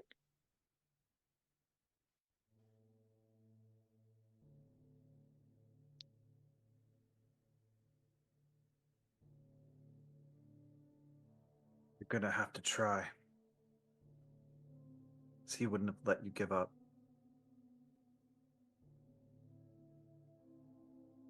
Just try. That's it. Are we done? Can we go? Duncan, get us out of here. Duncan, without saying a word, just takes the wheel and turns the ship. He's got a very far off look in his eyes, but says nothing. The next several days pass by quietly, slowly, like the ticking moments of a clock. A weird silence holds.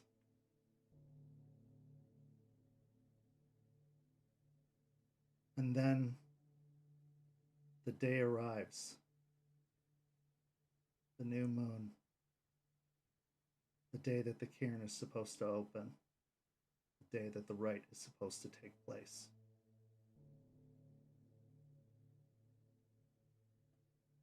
Everyone is called together at the clearing.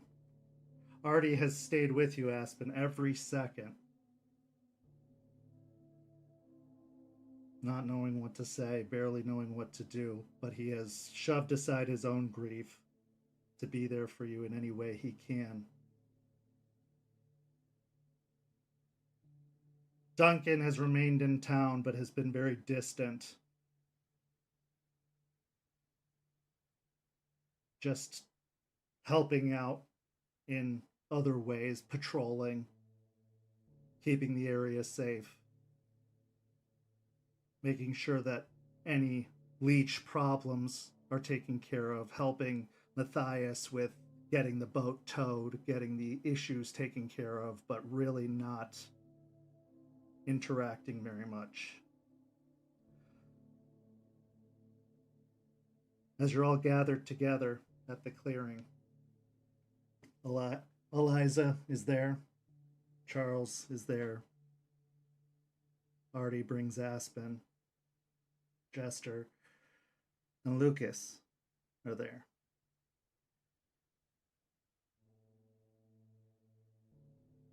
Eliza looks towards all of you.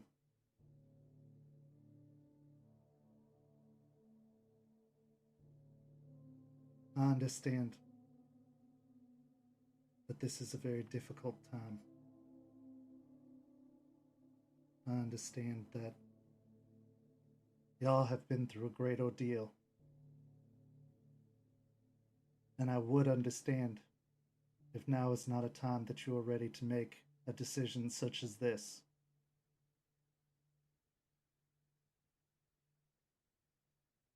I have to do this now. And I would understand if you choose not to.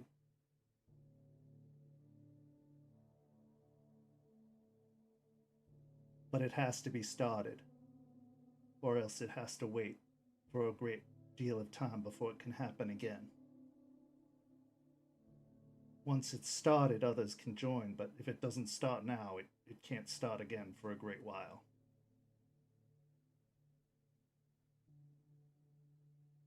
Aspen steps forward, pulling at the bandana on her wrist. We said we were going to do it, so I'll be here to do it.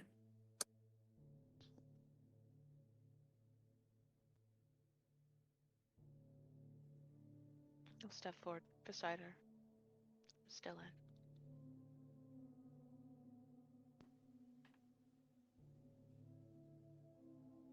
I'll reach Yeah. over. Oh. I'll reach over. Go ahead. Sorry. I'm in. Yeah.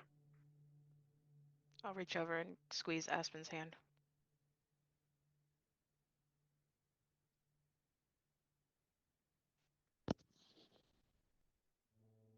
I was always in.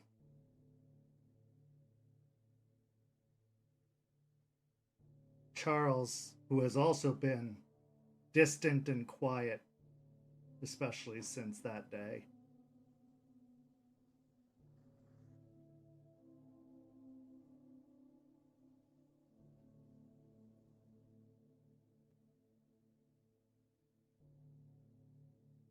I am also in.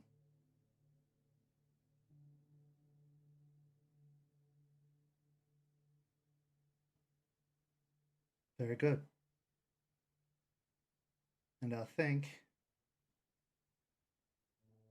Eliza reaches into her satchel and fishes out something that the rest of you haven't seen in quite some time, thinking back to when you first found the storage unit, when you first fished out and looked through the storage unit, an item that kind of had gotten forgotten,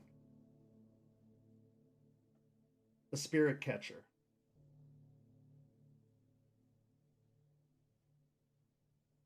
She holds it up and turns it over.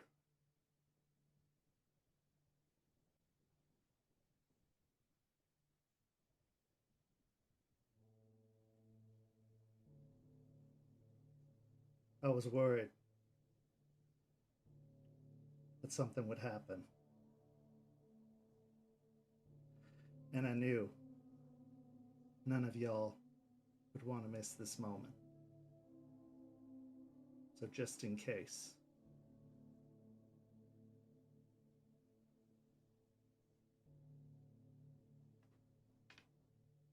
Let's begin. She starts walking towards the clearing. And as she reaches the center of the clearing, she takes the spirit catcher and sets it in the center of the clearing. She takes up a position at the northernmost point of the clearing, instructing everyone else to take positions around the circle. She begins speaking and chanting in a very native language, unrecognizable. But as she starts to chant, a kind of thumping, constant beat starts to be heard. Almost like a heartbeat starts pumping slowly from the center of the circle. Like a bump, a bump, a bump. The copse of trees around starts to move with the wind whistling through. And eventually, Eliza's voice is joined in with more voices, chanting in the same unfamiliar language.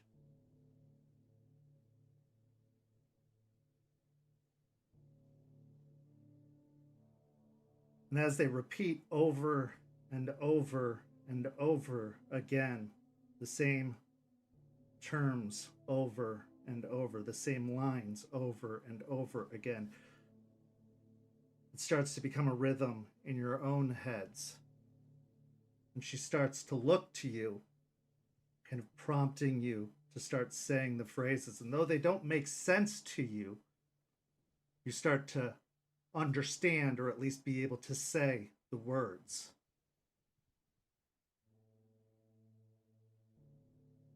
And almost impulsively, one by one, you start to pick up the chant yourselves.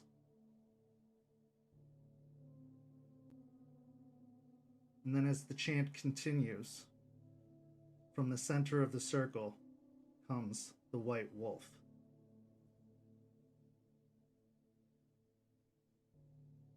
But then, as the white wolf reaches the center of the circle, she stops at the spirit catcher. She looks down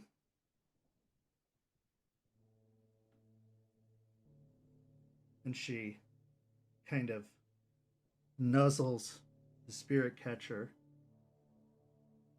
and then flips it over. And as she flips it over, another wolf comes climbing out of the spirit catcher. That other wolf is Frost Howler, the lupus form of Aiden Goodspeed.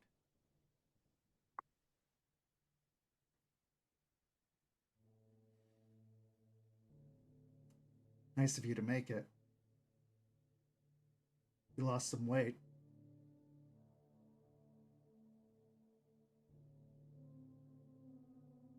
Try. You made the right choice. Looks like it.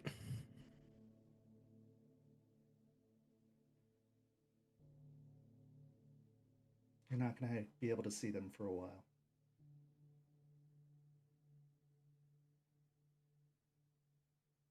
Now's your chance to say anything you want to say. They can understand you.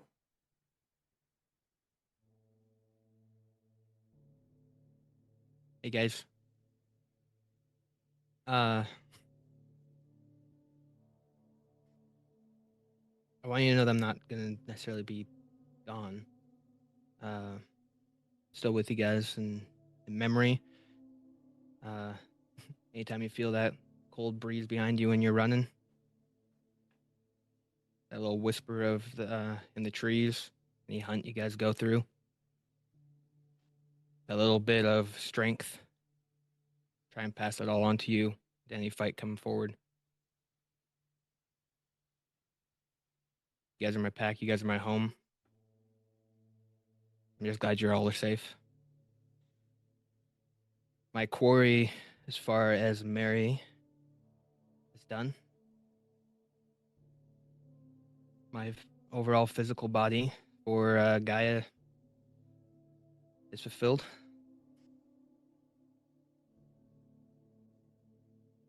Just know I'm not gone. And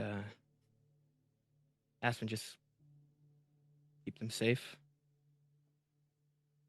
Okay? You got this. You were born for this. Jester, keep telling the stories.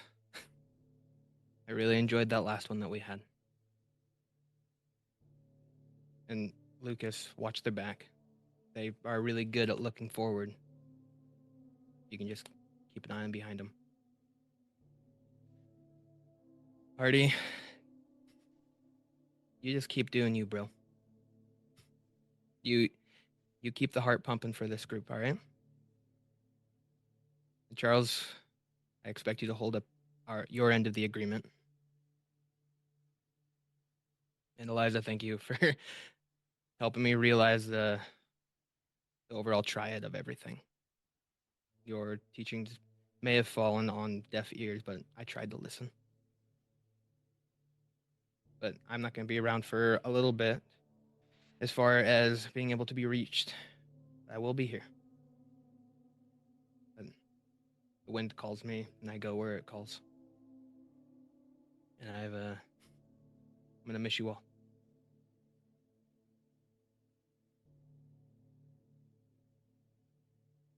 White Wolf steps up next to you. All right, enough of the sappy shit. Let's go. You follow up. You go for it. She turns and starts walking And as you kind of fall in next to her, you find yourself heading towards one particular tree at the edge of the circle. And at the base of that tree, there's a little den dug underneath. And the both of you go down into that den. And underneath the den, there you find, to your surprise, a wolf blanket and a little tiny figurine underneath the tree. We're going to be hanging out here for a while, well, for eternity. So make yourself comfortable. It's cute.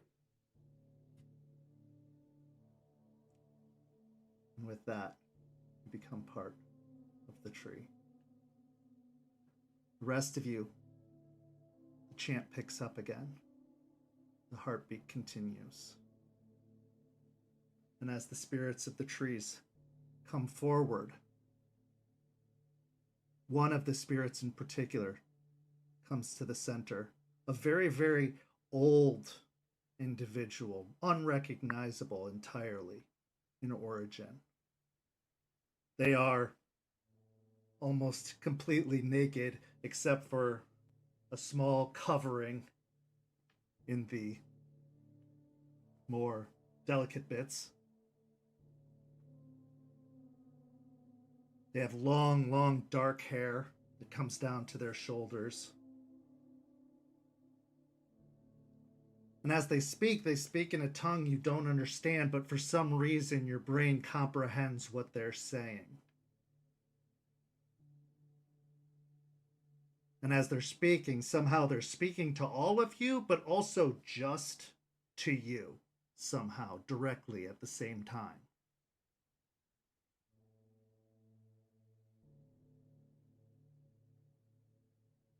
By opening this cairn, by pledging yourself to this fight,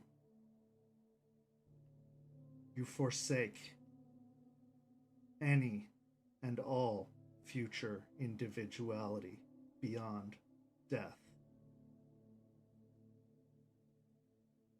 Your duty is to Gaia forevermore. You understand by taking on this solemn vow, your watch never ends. Your fight never ceases.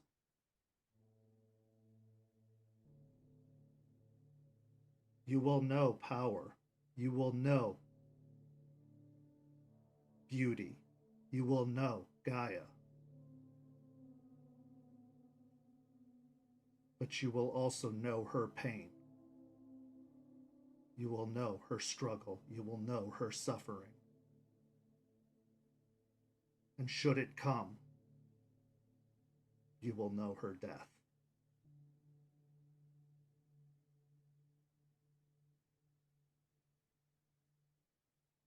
Do you choose this?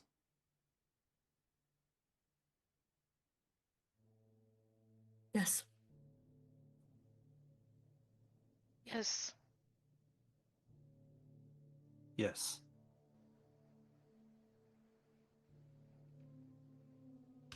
As you say so, beating continues. You feel a part of you pulled towards the center, as if something is being tied. A part of you is being tied, bound towards that center point, almost like a chain is being tied towards that center point.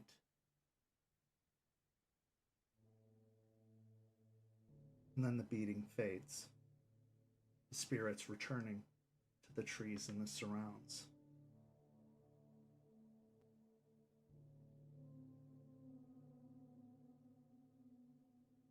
Silence falls. Eliza looks towards all of you. It is done. Now, like all Cairns, this one must be upkept. And as a theurge, I will do so for now, But I cannot be around forever. I am getting old. We must find another. Whether it be Terrence, who this might be quite a leap for him. We will have to find another who will be willing to tie themselves to this place. Someday. That is future business. But it must be done, and it must be considered. But for now, of course, I stand at the ready.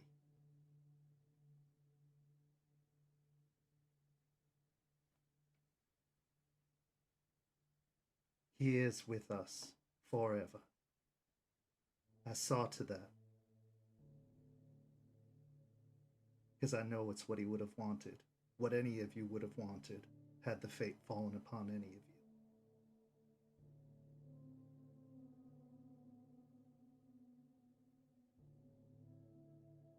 Thank you. And If you ever need a message passed along to him, I can see to it. He may not be able to speak to you directly, but he is here. As your theage, that is my duty.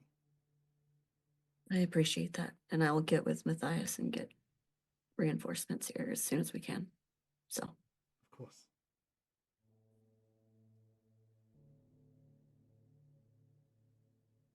Lucas. Something feels off. Different. Unusual. As you felt yourself pulled,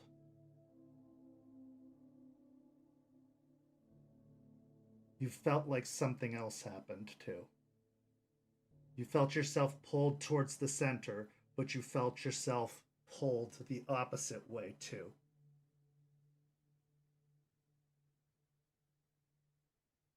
And as you're contemplating this, as you're looking towards the center,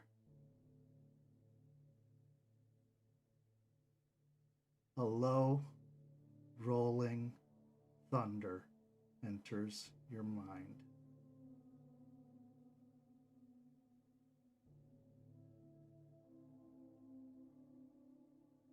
And that is where our story comes to a close this evening. But we couldn't end the season without a couple more scenes. We find ourselves in a boardroom atop a very, very tall building in downtown Tampa. At the end of a very long table filled with unknown faces. Some beautiful, some disgusting. One of them at the very end, extremely disgusting, the one we've come to know as Masterson, sitting just to the left at the end of the table. And at the very end sits Edward Bateman. Kindred of Tampa. We have fallen on terrible times. These dogs, these werewolves, saw fit to assassinate our prince and our sheriff.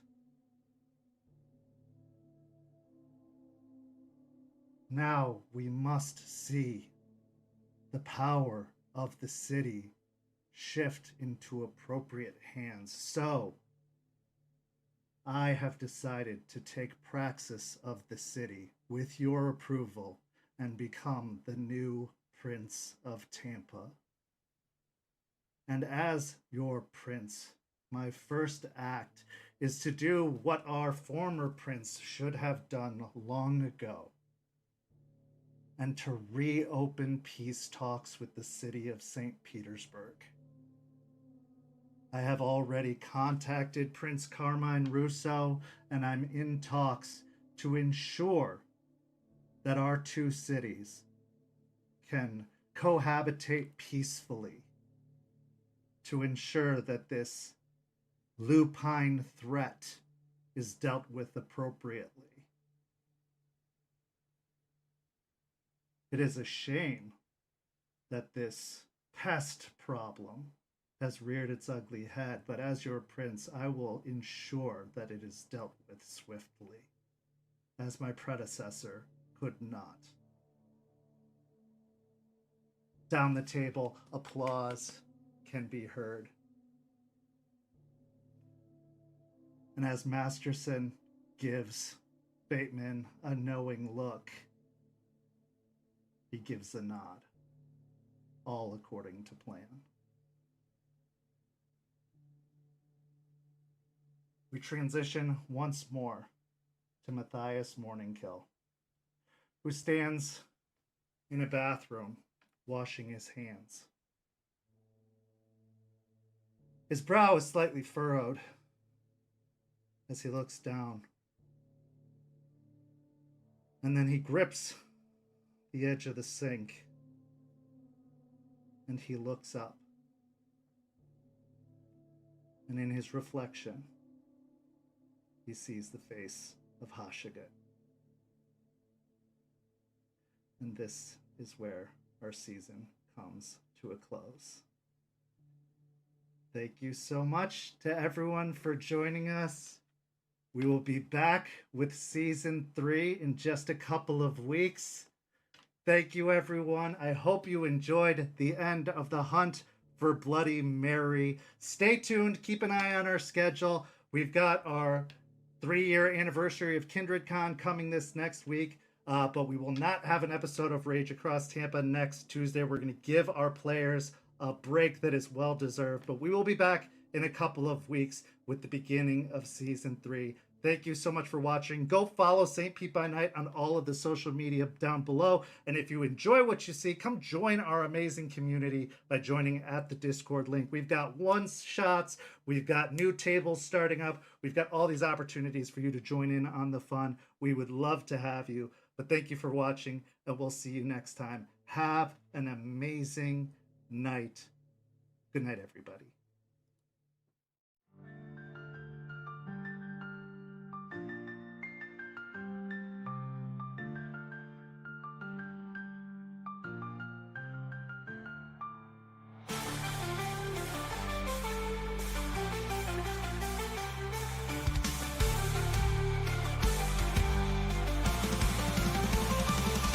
So out with the path, let the night be our guide. In battles of honor, we shall never hide.